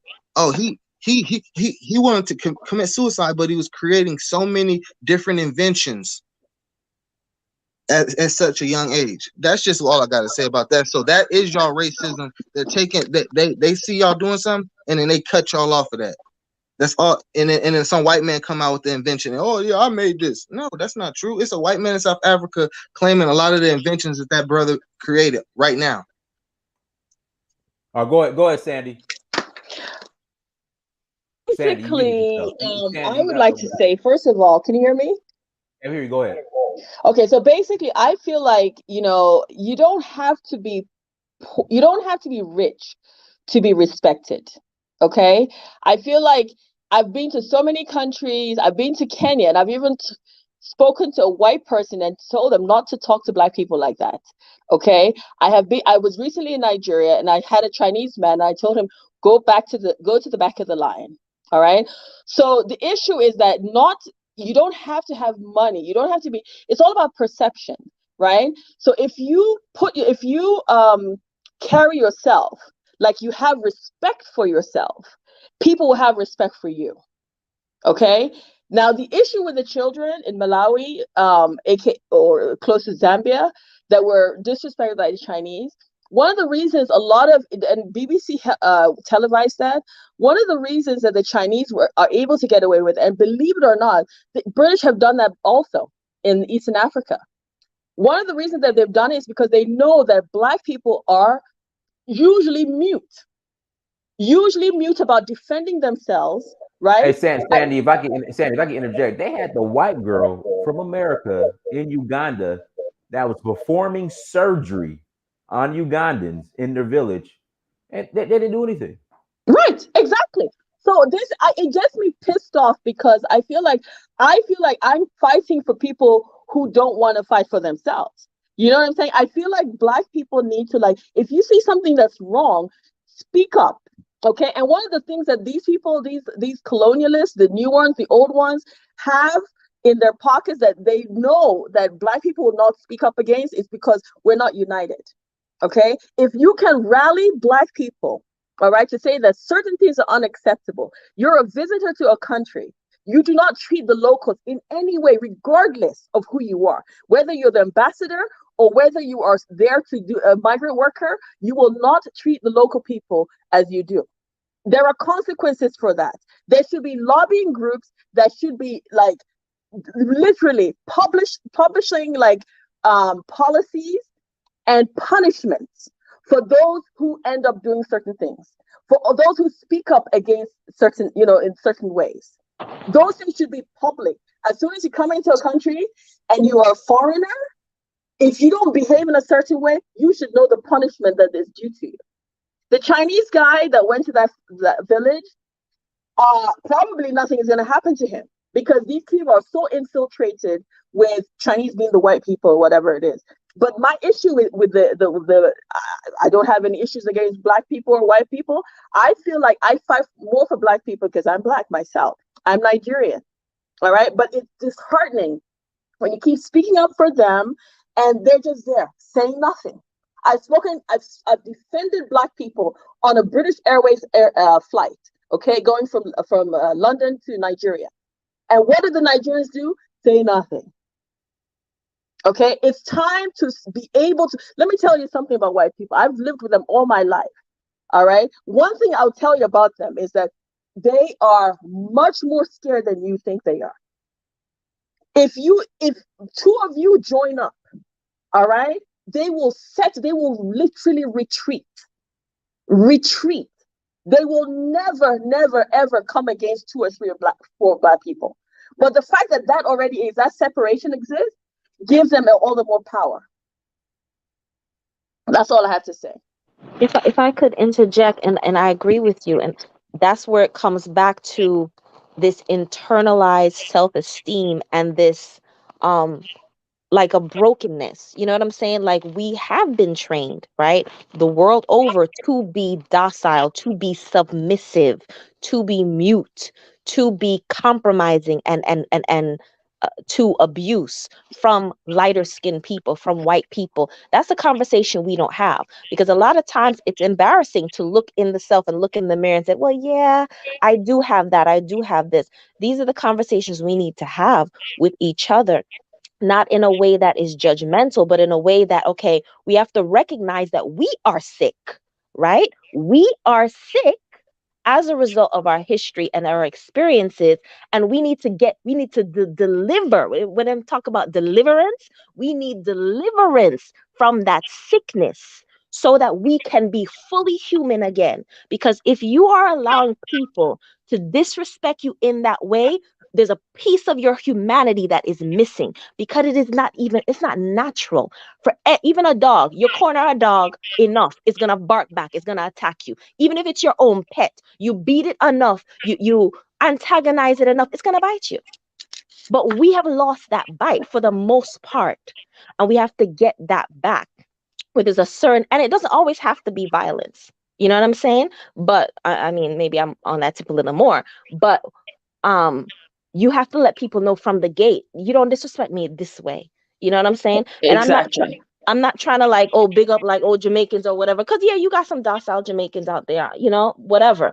But for the most part, from what I see, when people come to Jamaica, whites, or you might see a white person act up on the resort where they're staying and they leave to go to the airport, but on the streets, people know how to behave themselves. We are a very hospitable people, and we can be a very ugly people at the same time. Sorry, that's my son. I agree with you. I agree that you have to, in order for people to understand that certain things are unacceptable, right? You have to say to yourself that under no circumstances can somebody come into your vicinity, okay, and disrespect you, whether you're in your own country or in another country, okay? Because people, let me tell you, the power of propaganda is so huge, okay? They will continue to do, communicate this narrative. So in your mind, you're weaker. All right. You got every Black person in Africa needs to have that fighting spirit. Okay. And I'm talking fighting from not necessarily a physical fight. Like I respect the Mau Mau. Kenya is the only country that fought for their own independence against the British. Okay. Everybody was handed their own independence for the most part. Okay, so if you in yourself can understand that, listen, nobody should be talking, if nobody should be talking about you in your presence, and if you dare hear any of that, there should be a reason how you can communicate that respectfully so that it will never happen again. Okay, and that's one thing we as Black people need to understand, need to accept for ourselves. Yes, I agree with the lady that says we are sick. Listen, I'm not sick. I have been doing this since the age of 10. I have been detained in the London airport because I spoke against the British detention officer for some irregularity of their visa system. Okay, and he said, "Oh, you're ignorant." No, I said, "No, I'm not ignorant. You're ignorant." And yet I'm the one being detained. At the end of the day, I said to him, "Why on earth would I want to come and live in London?" Okay. At the end of the day, I was like, "Please take me anywhere else, but don't leave me here." I ended up getting a visa many times over. Did I ever use it? Because I wanted to show them, like, listen, I have enough access to this bloody country, all right? But I choose not to go to the UK. People have to understand where is your pride coming from, okay? You talk about poverty. Africa is so rich. People own land. In America, let me tell you something. You can have 2 or 3 houses. You stop paying the tax, guess whose house it will be? Somebody else's. You will never own it outright. Okay? How many vegetables, how many fruits, what are the natural resources that Africa has? Africa is actually richer. If you go to places like Nairobi, you have a better lifestyle than even here in America. Okay? In Nigeria, look at, there's a whole bunch of stuff. People have to understand what is the meaning, what are the characteristics of wealth, right? It's not what they describe to you as poverty that is poor. There are people, how many people are on drugs here on the American streets? People cannot pay for their own power. At least you can cultivate. America is at the point of literally extinction. All right? As Africans, know where you're from, believe in who you are, really respect the land you came from, okay? Take back the land that was taken away from you. All right? Because I'm telling you, if you don't do that now, this Western world is at the edge of breakdown. Germany's economy is falling through the cracks. Okay, and that's one of the strongest economies in Europe. Oh my God. What does the rest of the world have? At least we can be in Africa, and you will never starve. You should not starve. There's no reason why you should starve. Okay? If you're talking about education, thank God for YouTube. There is no university that's better than YouTube University. Okay? You can learn anything you want on the internet. You don't have to have the means to go to a university to learn what you need to do in order to make the money.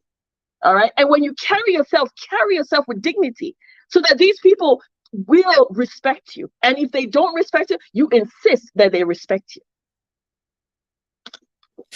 Yeah, let me say one thing. I did notice though, but when it comes to supposedly being docile, we as Black people, whether we're in the Caribbean or in America or in Africa, we have no problem turning on another Black person, either for tribal reasons or political reasons or social reasons. We can do it really quickly, but for some reason, when it's someone of a different race, there seems to be a lot more diplomacy we put in there before we finally snap. I don't know why that is, but see, the issue of snapping. See, here's the deal, man. See, when people talk about respect a lot, see, one thing I always believe in this life is this. See, respect to me is not something you demand. You can't demand respect from somebody. Respect is something you earn. You understand? If someone is not willing to respect you, there's nothing you can snap all you want. There's nothing you can do about it.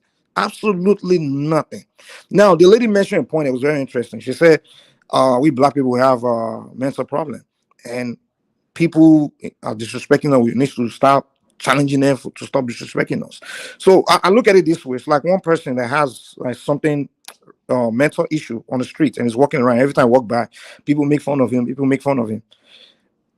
Rather, constantly turn to those people making fun of you and be insulting them back and thinking they will stop insulting you because you're facing them back. Well, you can insult them back. That's good. But I think it's easier. You just go check yourself into the mental hospital and cure or heal whatever that mental problem is. So in Africa, it's the fact that we have mental problem in many areas, in many aspects. For example, like sorry, Mike. We grew up with thinking out. Say it again. You said that the example you gave, where you said that person was being insulted. Are you saying you were against that person standing up for themselves and insulting them? No, I'm not against it. I'm for it. I'm for it. You can stand for yourself and insult them back. But what I'm telling you is that that's not going to stop it. What's going to stop it is if you actually heal that whatever the mental problem you have, and then you no longer have a mental problem. Because if you no longer have the mental problem, they have nothing. No one can see when you're upright, you're walking straight, you're normal, you on your own, you're not dependent on anyone, you're free, yourself can do for yourself. Nobody can make fun of you. No, you make fun of them back. The fact of the matter is Africa as a people. Mike. So what you're saying is that those villagers need to get mental counseling, and once they not regarding the villagers. Mike, let me finish, Mike. Okay, go ahead. Yeah, is that they need mental therapy and counseling, and the situation that would have that happened with the Chinese man that would have been avoided. It just we go to Africa, we show up to these villages or the impoverished areas with mental counselors or mental, whatever the term is for people who handle deal with the mental what's the term? What's the name of these doctors that don't help me out? These counselors. You've got psychologists who deal with mental. Psychiatrists. So Mike, do you know how many Nigerian psychiatrists there are? So you're saying they all need to come back to Africa and go to the villages, and situations like this will be avoided. No, that is, I'm speaking to the context of what the lady said about with the continent, as far as the people who are being people with Black people being people with mental issues and things like that. That's what I'm speaking to. But as far as saying the village and things like that, of course, if someone show up on your continent and disrespect you, you punch him, you beat him up and kicking the fuck out of there. Of course.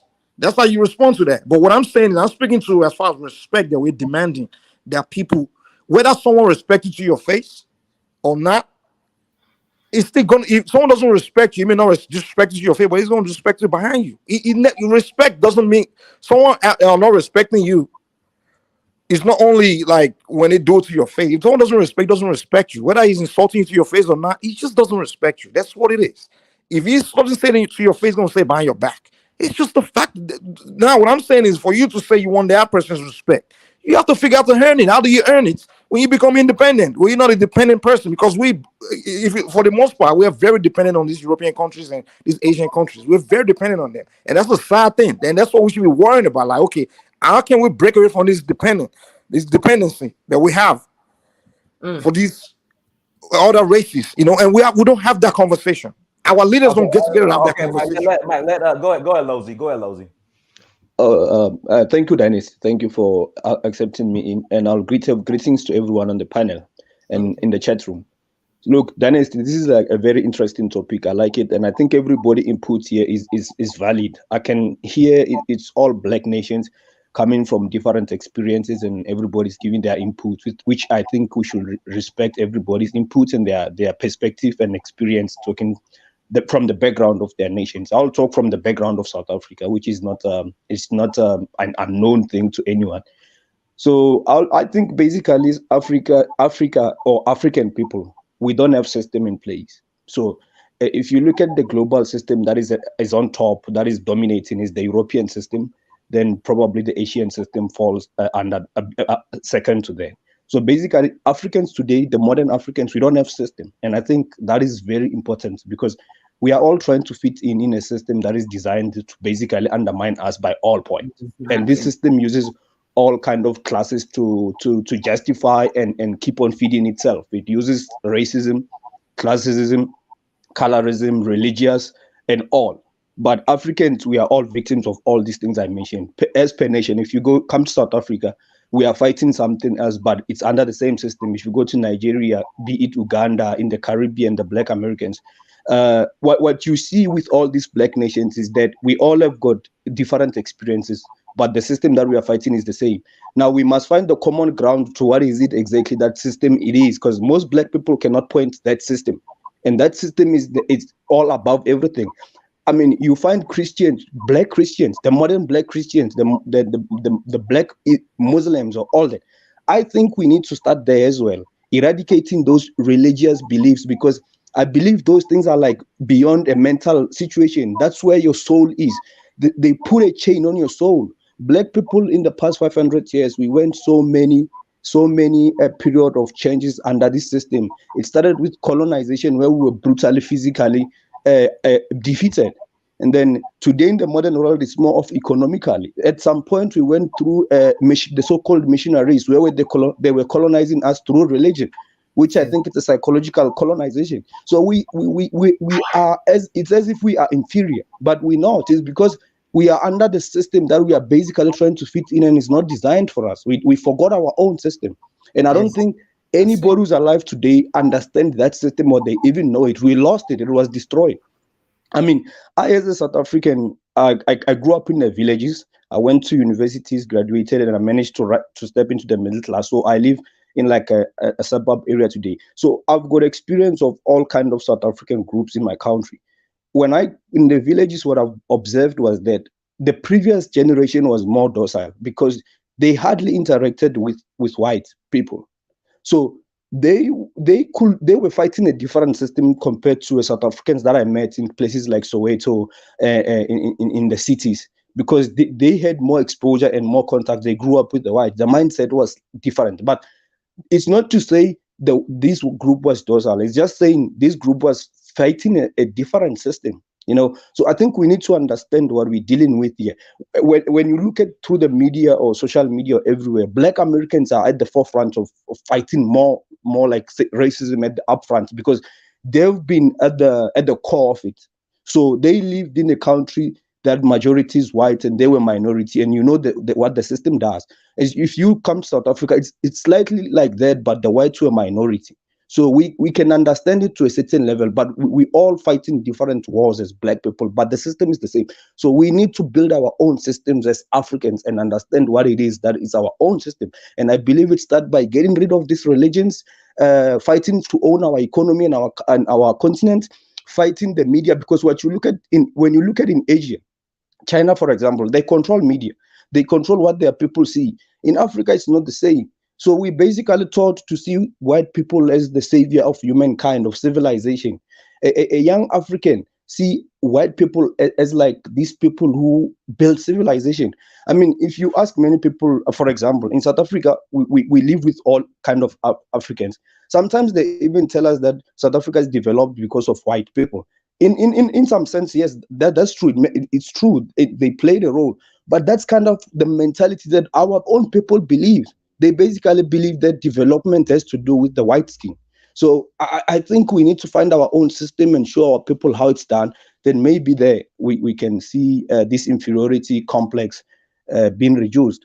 I mean, you look at even a black man, the most darkest black man will even pick a light-skinned, a light-skinned sister who, even if there's the next dark-skinned, beautiful black sister, he will pick that one, the lighter one.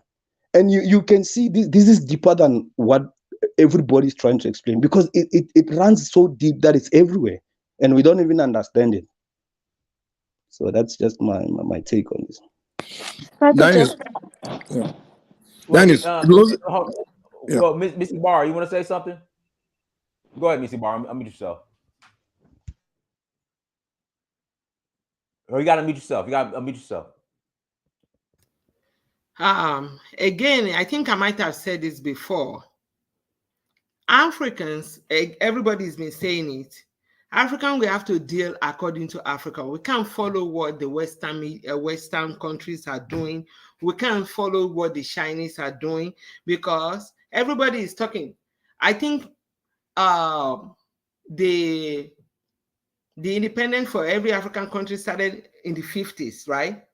So we're talking about maybe 60 years old at best, 60 something, right? So we went through slavery, colonizations, so many genocide. All those things as epigenetics is built in the body. The low self-esteem, the hatred, the envy, the jealousy is built within the body. And what these people did was to offer us a little visa to get out of the country. And all the elites at the end of colonization, even at the end of colonization, all of them start running out of the country. So everybody is going out of the country. There is nobody there to stay to say, let's discuss what happened to us to make sure this never happens again. The idea of coming together to act and behave as a single unit is still the best for Africa right now, especially because we're beginning to see the demoralization of the people, of the next generation of people. And the idea of there is no more respect, there is no more family unit. We have to come together and say, what can we do to make sure this does not occur? I mean, I don't know how everybody feels about this. And I think Julius Malema have been talking about that there needs to be the removal of lines. Remove all the lines, everybody has a single unit, so that we can have a single voice, a single law that says that what you do to one, you do it to all. This, I believe, will help the FBA in this country. It allows the interaction. We have to heal. I don't know how you heal. You can't heal from colorism if we don't find out what happened. If you start studying what these people did to us, what they did, the impact of what they did, I'm not surprised we don't want to look at it. It is hard. If only Africa knew that we are loved, that we are I don't know how many people, how many of you that know something that is called chakra now. For those that understand what chakra means, when you have your chakra open and you have your kundalini opened, you understand the devil that these people are. Do you understand that what you need to take care of is right here? Before you can defeat your enemy physically, you have to come here and get it done here. And every African children have to be taught that all the diamond, all the crystal, everything that you need is inside here. And this have to be taught. So for those of us that our chakra is beginning to open up, that we understand what this thing means, It is now our responsibility to take that, run with it, start opening up for everybody, start talking to the children, start raising their esteem of that you are God, just like that. Okay, hey everyone, we're gonna close out. Oh, Missy Bar, you got something else you want to say? Thank you. That's it. You know what? I'm sorry, Two Nigel. We'll let you close out. Go ahead, Two Nigel. Go ahead. I'm not bad. I got you there. Yeah. Thank you for having me. This topic is interesting because I've been saying it that just because we have individuals that are geniuses doesn't necessarily translate to group intelligence, and sometimes I might actually lure you to a false sense of security, because I've seen that happen and I've actually experienced it in my own life. And when you, I just saw a program where they are bragging about, Nigerians being the only graduates of a course in Canada. They were reading the names out. Only Nigerians came out. And most of these Nigerians are not going to go back. They might be all intelligent, but they're going to stay there. Individual intelligence, group, low IQ. And these people are bragging about Nigerians that are overseas doing well. How about bringing them back to the country? Exactly. That is the problem. This translates to some of the things. Everybody heard Lozi speak very well just now about the challenges that we face. But at the same time, he is the one that came on this panel and talked about being xenophobic against black people. Tonight, just stop it. Don't go. Stop. No. This is you like attacking that guy. Just leave him alone. This topic, man. Just leave him alone. I have to highlight these things. People have to learn to be smart as a group. Tonight, I'm not xenophobic tonight. You have to listen to you have to take each topic has got different approach. So I think the matter of tonight. Let me make you understand this. The matter of influx of migrants in South Africa, it's bogus to say it's not having an impact. And I'm for my sister. She was getting tonight. Listen, you don't need to shout. You don't need to shout. You don't need to shout. I'm saying it doesn't just let me finish. The point I was I was talking before you nobody's attacking black people. In fact, black people are attacked in Nigeria. Black people are attacked in Nigeria. Can I finish talking? Can I finish talking? But you cannot introduce my name and not allow me to talk. But allow me to finish what you said. Can I finish what I was saying? I need to finish my chain of thought. You guys have a problem. You have a big problem. As a group, you have to also toe the line. It's not because you spoke very well just now about diagnosing the problem. Then when it came to you acting on it, you decided to speak well to Nigeria. You don't listen. Hey, Lozi, let him finish. I just go ahead, Let him finish. Yeah, because this is a problem. I've seen this in that lady was correct when she said the new generation, they are really frustrated by these things. Our people are tired. Grown men on the phone are crying from overseas. Nigerian grown men crying on the phone because of things that they've seen on the continent and they are tired. They want to return home. These things are affecting our people so badly. And the problem is not voodoo that they did. It's because our people are not being told the truth. Even on the Nigerian news channel, just today, you will see a news, an advert. They put out this advert. They say, all Nigerians act together, come as one. Guess who courtesy of this advert is? The British High Commission. It's like all they see of the West are positive things. They don't understand the real impact of what these people are doing to us.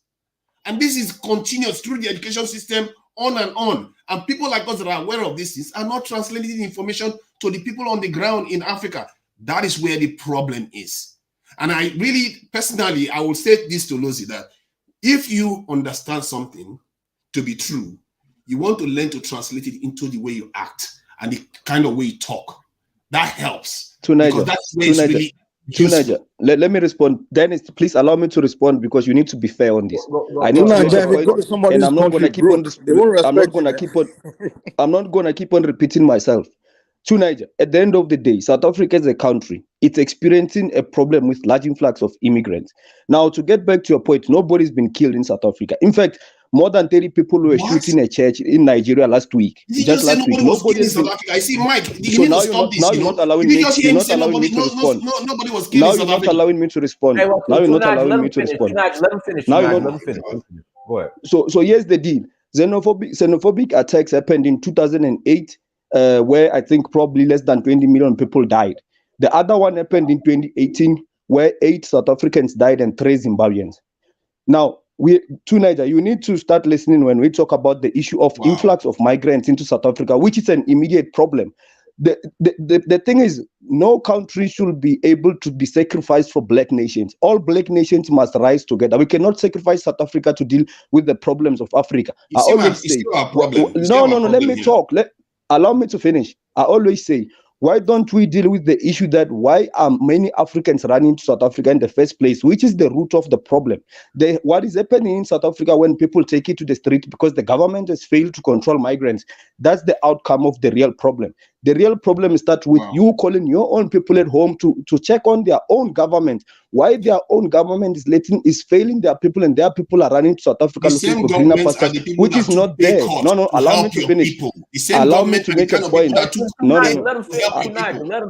trying to hear. Allow me to make a point. This was never about South Africa. You just hate the fact that we as South Africans, we are defending our country as well. We all under the same system. We are suffering under the same system. Why you to Nigeria expect South Africa, which we are fighting the same system that you are fighting there in Nigeria? Why you expect us to carry your people when we don't send our poor people to Nigeria? Let's be fair. When you send your poor people to South Africa, outcomes like xenophobia are gonna happen because your poor people affect the poor people in South Africa who wouldn't even listen to the law. That's what is happening. It's not xenophobic. It's African leaders failing their own people and dumping them in South Africa. Dennis, you might first say something to support Lucy's point. In China, there are no poor people in Jordan. There are no poor people in Egypt. Sorry, these places have seen influx of foreigners as refugees. Even Poland right now has more than 4 million refugees. Do you think they don't have poor people? How many Nigerians are in South Africa? They are barely 200,000. Dennis, let me say one thing real quick. Tunaja, here's the deal, man. Here's the deal. I know the South African situation. Let me tell you one thing. There are 2 categories of Nigerians that go to South Africa. There are the people that go there, like the professors, the entrepreneurs, people that go there to actually invest and do great things. And then you have another group of Nigerians who I know for a fact they're probably the worst of Nigerian society. I actually know a Nigerian guy that usually like escaped from prison and went straight to ended up in South Africa. The South Africans are not attacking the Nigerians. They come to their country to invest, or they are there productive. They are not. They never attack those people. They never had issue with them. What they were having issue with is the worst of Nigerians that come there. Some of them don't have nothing. They just come there to destroy, to mess up the place. So it goes to my point that no one respects you if you're poor and you just come around to be a liability. Nobody respect that. That's why I say it's not always about race. It's just reality of your status. Self-flagellation is not going to do you any good, Mr. Mike. Let me tell you something. South Africa, do you know that listen, it's the reality. If anybody, if a group of people come to Nigeria, listen, Tunaja, even in the United States, higher crime rates than Nigeria. Do you know that South Africa has a higher death rate per capita? Tunaja, even with Boko Haram, do you even know that? Listen, Nigerians are the ones going there to increase the death rate? Tunaja, in the United States and the UK that you and I live, if you're in Nigeria, you come here to commit crime, they will deport you straight up. They won't keep you here. They will deport you. Any country in the world, you're a foreigner, you come there, you misbehave, they will deport you. The South African people, when that crime things, there was some Nigerian drug gang, they were infesting drug into South Africa. I know that one for a fact. The South African people, before they started this attack, they were complaining to their government, like, listen, what is this, man? Why are you having this? Like, these guys coming out here to mess up. The South African government should have been the one to be deporting those foreign criminals. They were not doing it. The South African people got against the wall that they had to take it upon themselves to hack. So what I'm telling you is, listen. South Africa in the 90s, before Nigerians arrived, they were already telling them to leave. Before Nigerians arrived, stop defending the indefensible. There's no society in the world that will allow. You mean Nigeria does not have foreigners? What is wrong with you? We do, but they are not there. They are not there destroying our society. Nigeria have more. In fact, Nigeria have more. Wait. Nigeria has more African. Nigeria has more African migrants than even South Africa. There are more Africans living in Nigeria than even South Africa. But the thing is, they are not have problems there. They are not there dominating some kind of. They're not there to the African immigrants in Nigeria. They are not destroying our society. Are there to destroy their country. Listen. We Nigeria. You in Nigeria. How do you explain Nigerians are there to destroy their country? I just told you, Nigeria just graduated in a row in Canada. How do you explain the Nigerian people? What problem you have with South Africa? Give me a second. Let it come out today. No, but what is So his you are not problem with reviewing our the country? Nigerians Like that he are has doing to very just, well. You're talking he's about the feeling bad the ones. pain. Like And you're he making has to come out excuses today. for Nigerians being killed. Everybody mute. One mic. I can't hear all y'all talking over each other. Mike, finish your statement, Mike. Thank you. Nigeria, let me ask to Nigeria about the Southern Nigerians in the towards Fulani. Because it's the same thing. The accusation is the Fulani are doing some terrible things and it's coming to the southern part of Nigeria to do terrible things, and people are becoming xenophobic towards them. So what are you talking about? So if the South Africans are doing exactly the same thing, so what are you talking about? You sound like a hypocrite, man. It's human nature. Nobody will tolerate others to come to their territory and be causing terrible problems. So come on, let's be fair, man. It's human nature. Don't be so slow. Do you see us attacking Fulanis? We are talking about people attacking Nigerians and killing them. No, and killing they were foreigners. going after the Nigerian criminals. They're not going after the Nigerians. They were not going after Nigerian professors or Nigerian entrepreneurs. They were going after the suspected Nigerian drug dealers. So don't make it out of. One mic. Chrissy, ask your question. Chrissy. I have a question for Lozi because I'm not South African. I've never been to South Africa. I know what I see on the news. I know what I hear and some of the history. And it is a question I have for you. I have heard you speak on time again about, I guess, the concerns or the issues that South Africans have with other African immigrants coming there. I've heard Tunija speak. My question is, and I mean this respectfully, to my understanding, whites who, created apartheid, oppressed South Africans, still own majority of South Africa's resources. Yet I hear, South Africans talking about African immigrants coming in. Where, to me, I'm a bit confused. Wouldn't the anger make more sense to be placed towards the whites who really shouldn't be there at all? There would be more resources to go around if they didn't dominate it. So that's my question. Why does it seem like give me a this chance to anger respond? to me? You wonder why we Give me a chance to like respond. Mike. Tunija, I need to respond. Okay. What is Chris? Okay, Chrissy. Yes. Nigeria, what you see in South Africa, the whites owning the resources is same in Nigeria, is same in Angola, is same in Uganda. The reason why these countries are not suffering is the same system. What you don't understand is this: South Africa is not dumping its poor people in Nigeria, adding more burden. The thing you should be asking yourself is, why, if we fight in the same system, why are other Africans running South Africa in millions? We're talking about millions here. So to correct you, there's no Nigeria who has been killed under xenophobic attacks. You can check online. There's no record of that. What has happened is the attacks which took place in everybody was affected, even South African shops. There's no record of any Nigerian being attacked if been killed during xenophobic attack. If there is any, Dynasty can Google now and embarrass me on the screen now. That has never happened. What has happened is the 30 people who were killed by a gunman in church in Nigeria, which on this panel even Tunija hasn't mentioned, which is the real people who were killed by other Africans on African continent. The xenophobic attacks in South Africa happened probably twice. The major ones happened in 2008 and 2018, where most people were affected. The other thing that could be happening on the ground is that just some ignorant people hating on migrants. So what you see here is that because most people coming from Africa through the border, these are mostly poor people who are here to compete with the poor. The poor most of the times is people who are not educated, meaning ignorant. So both sides are ignorant. So these people tend to have there is a list of Nigerians killed. To Niger, let me finish. Okay, you will show us that. You will show us that. Let me finish. You will show us that. So my point is that if African leaders stop depending on South Africa sending their poor people for jobs who compete with our poor people, xenophobic will stop. When you give me an example of white people owning resources, that's not that's not typical to South Africa only. It's happening in the entire continent. Hence, we are all poor because we are fighting the same system. So I can ask you the same thing: why are Fulani headsmen terrorizing people there? Why they don't fight the white who own Shell Garage, Chevron, and Total that own oil in Nigeria? It's the same thing I can ask you guys in Nigeria. So let's not be hypocrites. You have a large population of whites who live in South Africa. Exactly. Right? And if you know, right. if you know history of South other Africa, African countries. If you know, okay, I can ask you, West Africa is where slave trade happened. Southern Africa, because of weather, Southern Africa is more cold. So Tunaja, I need to respond. Don't try to don't do Focus on your what own you see in South question. Africa is that Stop they worrying. came We in know large our numbers problem. because the weather allows them to live here. What you see, the colonization that happened in West Africa and Nigeria is totally different to what happened in the South, meaning the weather also played a role. You guys there sold your own people. Should I be asking you, why did your ancestors sell their own people? Wow.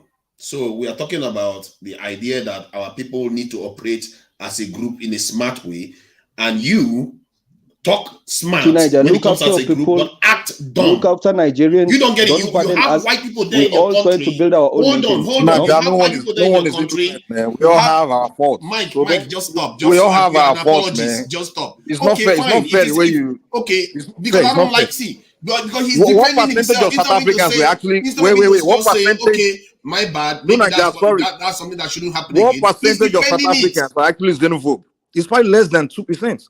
It's just a Pardon? tiny. No. You're not being fair, man. We all How know am I not that being those. fair? Is there anywhere else this has happened in the world where they go and start killing fellow people that came into their country? All come on, And stop the it, man. person coming on here comes and Yeah, we justifies can it. condemn it. We can condemn it, but the way you're making it But look you're not as condemning it. if You are most excusing South it. Africans What you are doing, behave Mike, like you are that. excusing it. You're not condemning it. You're I'm not not. saying No. maybe What I'm this is saying not is, what we should be doing. I'm not You are excusing bad actually behavior. What I'm excusing saying it. is, you're not. You are the one always preaching black unity. Let's come together. Let's come together. How can we come together when you're being Look so? at the topic. Look at the topic. No. You can't see. You look. If you want to say, if you put in proper context, say, listen, there are this tiny minority in South Africa, this small population of people, they are just ignorant and stupid. They are carrying out xenophobic. We can say, yeah, we understand you. I'm pretty sure most of you even agree with you. Like, yes, I condemn it. But when you come here and say He South doesn't Africans condemn it. are killing Oh, people, yes, as if the yes, whole Mike, South I Africa agree. is just these senseless people, wicked people that are just killing people. No, it's just small percentage of the I agree population that's with you. behaving like that. Because did you see him on Mike, Empowering I'm Idols? against He's xenophobic. encouraging I'm them to do the against same thing xenophobic in attacks America. on You anyone. dimwit. How can you not know that, Mike? He's encouraging them to do the same thing in America. You know what they call xenophobia now? Patriotism. That's what they're Mike, calling I agree xenophobia. with you. I'm against Mike, you don't know who you are supporting. attacking people just because of their nationality is totally wrong. That's true. People I that don't are think calling xenophobia I don't think there's patriotism. any right. You see what two Niger fails is that people who are doing this, who are carrying these xenophobic attacks, they won't even call you. They don't care. These are not people who. I don't think most of them. This is not even 1% of our population. Attack the Indians in their country? It happened twice in South Africa. See, look at the topic. The topic is talking about how we Niger, it are happened not twice very, in South doing very Africa, well as a group. 2008 and 2018. I just said it. Individually, our people can be very smart. Look at how he spoke very well when it came to the problem, diagnosing the problem. But when it comes to acting on his knowledge, because you want to listen what you like. You want me to say what you like. Niger, I'm not going to say the things you like. I'm going to say reality. No, I'm not going to. You want me to say things you like. I'm not here for you. Niger, I'm not calling here for you. Why would I expect you to say what I like? All I'm calling you out is you need to stop speaking with a forked tongue. 1 minute you say you are community. How many people were killed in church in Nigeria last week? And you are not even apologizing for it. Mike, please help me here. How many people were killed in church in Nigeria last week? You are not even apologizing for it. The guy is. Can you even hear him? I know Tunaja is talking about that, but he's busy constantly talking about South Africa. Come on now. It's we don't have problems. It's not about South Africa. Come on, stop it. It's not about South Africa. It's about But Tunaja, you constantly do this, man. This is not. I'm seeing you over and over and over and over. Talk about. You have to call people out when they are not doing the right thing. So you want to pretend as if people didn't die. Our black people are not people die in Nigeria too. People die. Listen, bad things happen everywhere. Attacking each other.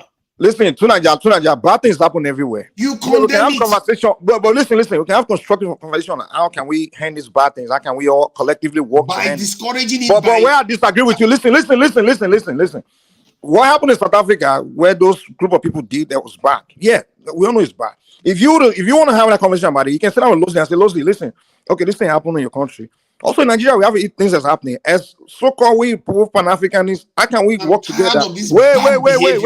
How can we work? This nonsense has to be discouraged, period. We can't keep accepting this nonsense. People just go around doing stupid things, and instead of you to call them out, you start saying, oh, let's see how we can believe. But that's not what you're doing. You're not. You're not calling out the people that are carrying xenophobic. You are calling. What you're doing is you're calling out South Africans. No, neither have you bothered to condemn xenophobic attack. You know what you said? Oh, they kill people in Nigeria too. Yeah, because the way you came at him, you make it. You no. Are we Soon as celebrating I've killing heard people in you. Nigeria? Soon as come on, let's be mature, man. Come on, I will let you talk. You speak. I'll keep quiet. Allow me. Listen. You see, context matter. The way you present discussion matters. If you come at a South African and say, listen, this thing happened in your country, it's bad, it's terrible. Some group of you have comments that you know that it's not all South Africans doing it. Obviously, it's not even most of the population. If you would have came at Lozi and Lozi, listen, this happened in South Africa, as much as decent Africans, how can we work together to prevent things like that? What is the issue? Let's discuss what was causing this. And that's a good comment. But when you come at him and saying, listen, in your country, wait, let me just, I'm almost done. I will give you the mic. Wait, but when you come at him and saying, you South Africans, you guys are this, you come and start killing Nigerians. He's gonna tell you, he's gonna give you the same energy. The law of physics say action equals opposite reaction. You understand? If you come at him that way, he's gonna come at you with the same energy. If you trying to tell him that his country, they're just a bunch of these, they're like that, he's gonna look at your country and tell you, listen, your country, you also have this. So that's you I think you mistake me it's the way you're coming at the guy. It's the way you're coming at you mistake me for being very confrontational. I'm not very confrontational. Anybody will let that's you know where you've been. I Even often today, concede. the way you quickly If I came at am the wrong, guy. no, because when I'm wrong, I'll concede it immediately. As a matter of fact, the last time he came on, I told him some of the things he said, I was okay with that. See, I've had long conversations with Lozi, so I know what you are talking about. Calm conversations with him, and this is him moving. You need to see where he was before. Everything he was quoting his country, this in until we showed him the record, and then he stopped quoting. But today the guy didn't come like that. You started off coming at him. Today topic was not about South Africa. But the moment the guy came, it was a teachable just moment. launch at him. You know, that's not what you're not letting me talk. It's a teachable moment. I was trying to illustrate a point that we can individually be very intelligent, but as a group, we act with low IQ. That is the point I was trying to make, and this has just proven it. Trying to connect. Let me finish my You're point. trying to connect different You topics. just came on. It doesn't make sense. What's his name? Lozi, sorry. You just came on. You said so many things that were very, very accurate. But yet, at the same time, that same person doesn't translate his actions into that analysis. You see my problem with that? This is what I'm talking about. Let me respond after we are that. individually intelligent, but we don't apply it at all in our way of in our decision making and the way we approach the world. You can go ahead. Tunaja, can I respond now? Tunaja, do you believe in your heart? Do you believe that in order for all black nations to rise, each nation needs to stand up and organize and build their own, to make sure that they are sustainable, not having everyone flocking to this one region which is not sustainable? Do you believe that? You see, using the term not having yes or no? everyone. Yeah, no. I want yes or no answer. No, not using. No, you just added something on top of it. So don't put that on top of it. No. If you want to say nations should build themselves, yes, of course. Okay, so good. Every nation should build itself. Okay, so do you believe that other people? To Niger, let me respond. Let me respond. Do you believe that attacking someone in your own country because of their nationality is very wrong? Just running to a random person and attacking them? Of course, it's very wrong. Okay, those attacks in South Africa happened twice, in 2008 and 2018 at large. If anything, then I might not know because it's cases that couldn't have maybe reached the media. That's wrong. We agree. South African people. I'm not sure about the government. 2017, listen, 2018. I'm just reading a list of incidents in South Africa. 2018, 2018, but you cannot talk when I'm talking. I'm done because you just said it happened twice, and I don't like when you keep minimizing it. Okay, read the years. Read the years and tell me what. Okay, 2018, April 2018. So I've just jumped a lot of it. Nigerian Clement Unzogo was attacked by a mob in front of some South African policeman in Rothenburg. Nwogu and of Opostra, that's somebody that does furniture. So now, just say you don't like South Africans, man. No. This is a list. I can read the list for you. Just say you don't like South Africans, man. What you're doing is what they call propaganda. No, stop. What you're doing is propaganda. Why would you say I don't like South Africans? Stop it. Come on, man. Stop it, man. It's lousy. Do we all agree that all African countries have problems? All humans, we're all the same. We have good people and bad people among us. Exactly, Mike. If you want to discuss a problem or solve a problem, that's the way to stop it, not to defend it. No one is defending it. No one ever defends. That is what it appears you are doing. Instead of you to say killing I'm people. not defending them. No. I'm against. For once to say maybe you should condemn killing Nigerians. To Niger. Instead you say Nigerians are bad. That's what you might say. To Niger. He said that Nigerians are bad, so maybe they deserve to be killed. Nobody said they deserve to be killed. I don't think those ever even said they deserve to be killed. Yeah, but that's your rationale. Instead of you to say maybe we shouldn't be killing each other here. So now, let you and I focus on our problem in Nigeria, man. We got a serious problem right now. Okay? Exactly. So let's spend our energy on solving our own problem. Leave South Africans alone, man. South Africans are not your problem, man. This is the problem. How can you not even understand the topic itself? That's not the topic of today. You brought South Africa up and just to attack South Africans. It's about how we are not able to organize ourselves as a group. That is the whole point. So why are you only focusing on South African then? No, because it was Lozi that just spoke very well about how the challenges facing Africans. He put it very, very well. He talked about the differences between. He didn't talk about Nigeria and he didn't talk about South Africa. He just spoke in general. But you started making it about South Africa. He also talked about now you're making it look like South Africa is the only place where there's problem in Africa, and it's the only place where they just hate people. Oh my God, Mike, it's not fair. It's not fair. That's what I'm doing. Sometimes you grew up in Nigeria. Blowing things out of proportion. You're blowing things out of proportion. I was just trying to make a simple point, and you're blowing it out of proportion. You disappointed me. The way you and I were raised in Nigeria, they say, listen, treat your neighbor like yourself. The way you're treating the way you're talking, this guy is encouraging African Americans to attack Nigerians. If you have issue with Lozi, get Lozi's phone number, and you and Lozi can do it. Don't come on another person's platform. Wait. Channel to encourage African Americans to attack Nigerians in America. Are you hearing me? Okay. You have issue with Lozi. Oh my God. Hold on.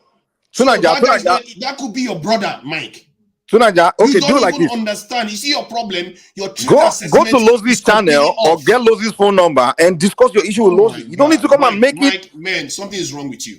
No, something is wrong with you because you come in on. You need to have your head examined. You come on Danny's channel to fight Lozi. Your own countryman, and it could be a Yoruba man in America, and you just brush it aside. Sunaja, what is wrong with you? What you do that's wrong today is the fact that you came on Danny's channel to fight Lozi. If you want to fight Lozi, no, that's what you're doing. Get Lozi's phone number or go to Lozi's channel or invite Lozi to your channel and you guys can fight over your disagreements or whatever it is. Mike. I wasn't no, you came here to try to start South Africa versus Nigeria. That's rubbish. No. No, that's where you're going. That's where you're going. All I was doing was saying our people, when we understand something, we don't translate it into action. We know how to be smart individually. We like to talk tough, but when it comes to being intelligent as a group, we don't understand that.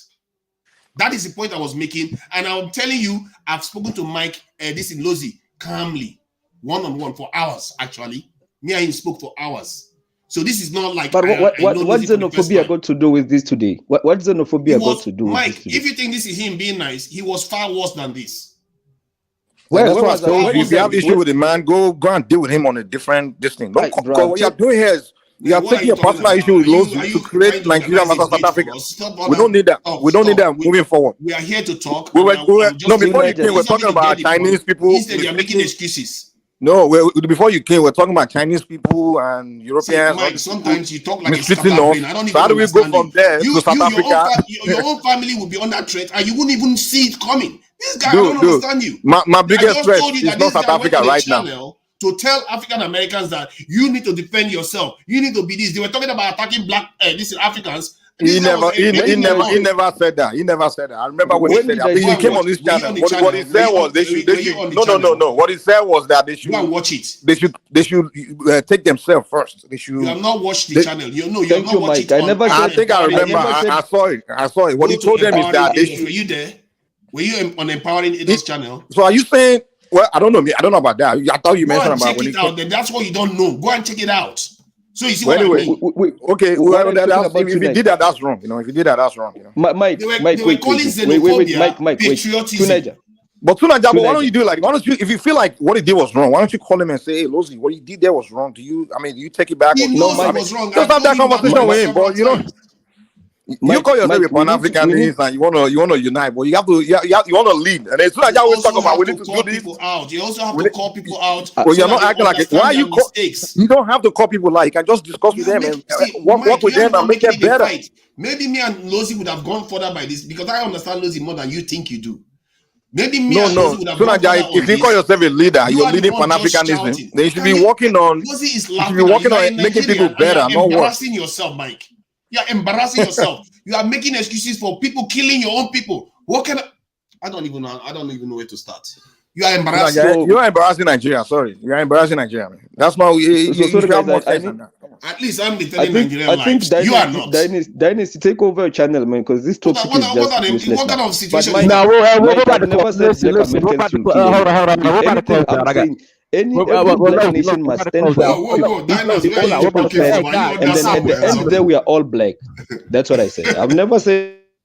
Oh, we are all. Okay. All right, guys. We're about to close out. Everyone, thank you so much for joining. We'll probably do a part 2 later on tonight. Until next time, family, Dynasty Search for Huru. Peace. Wow, that was a fast one. All right, bye.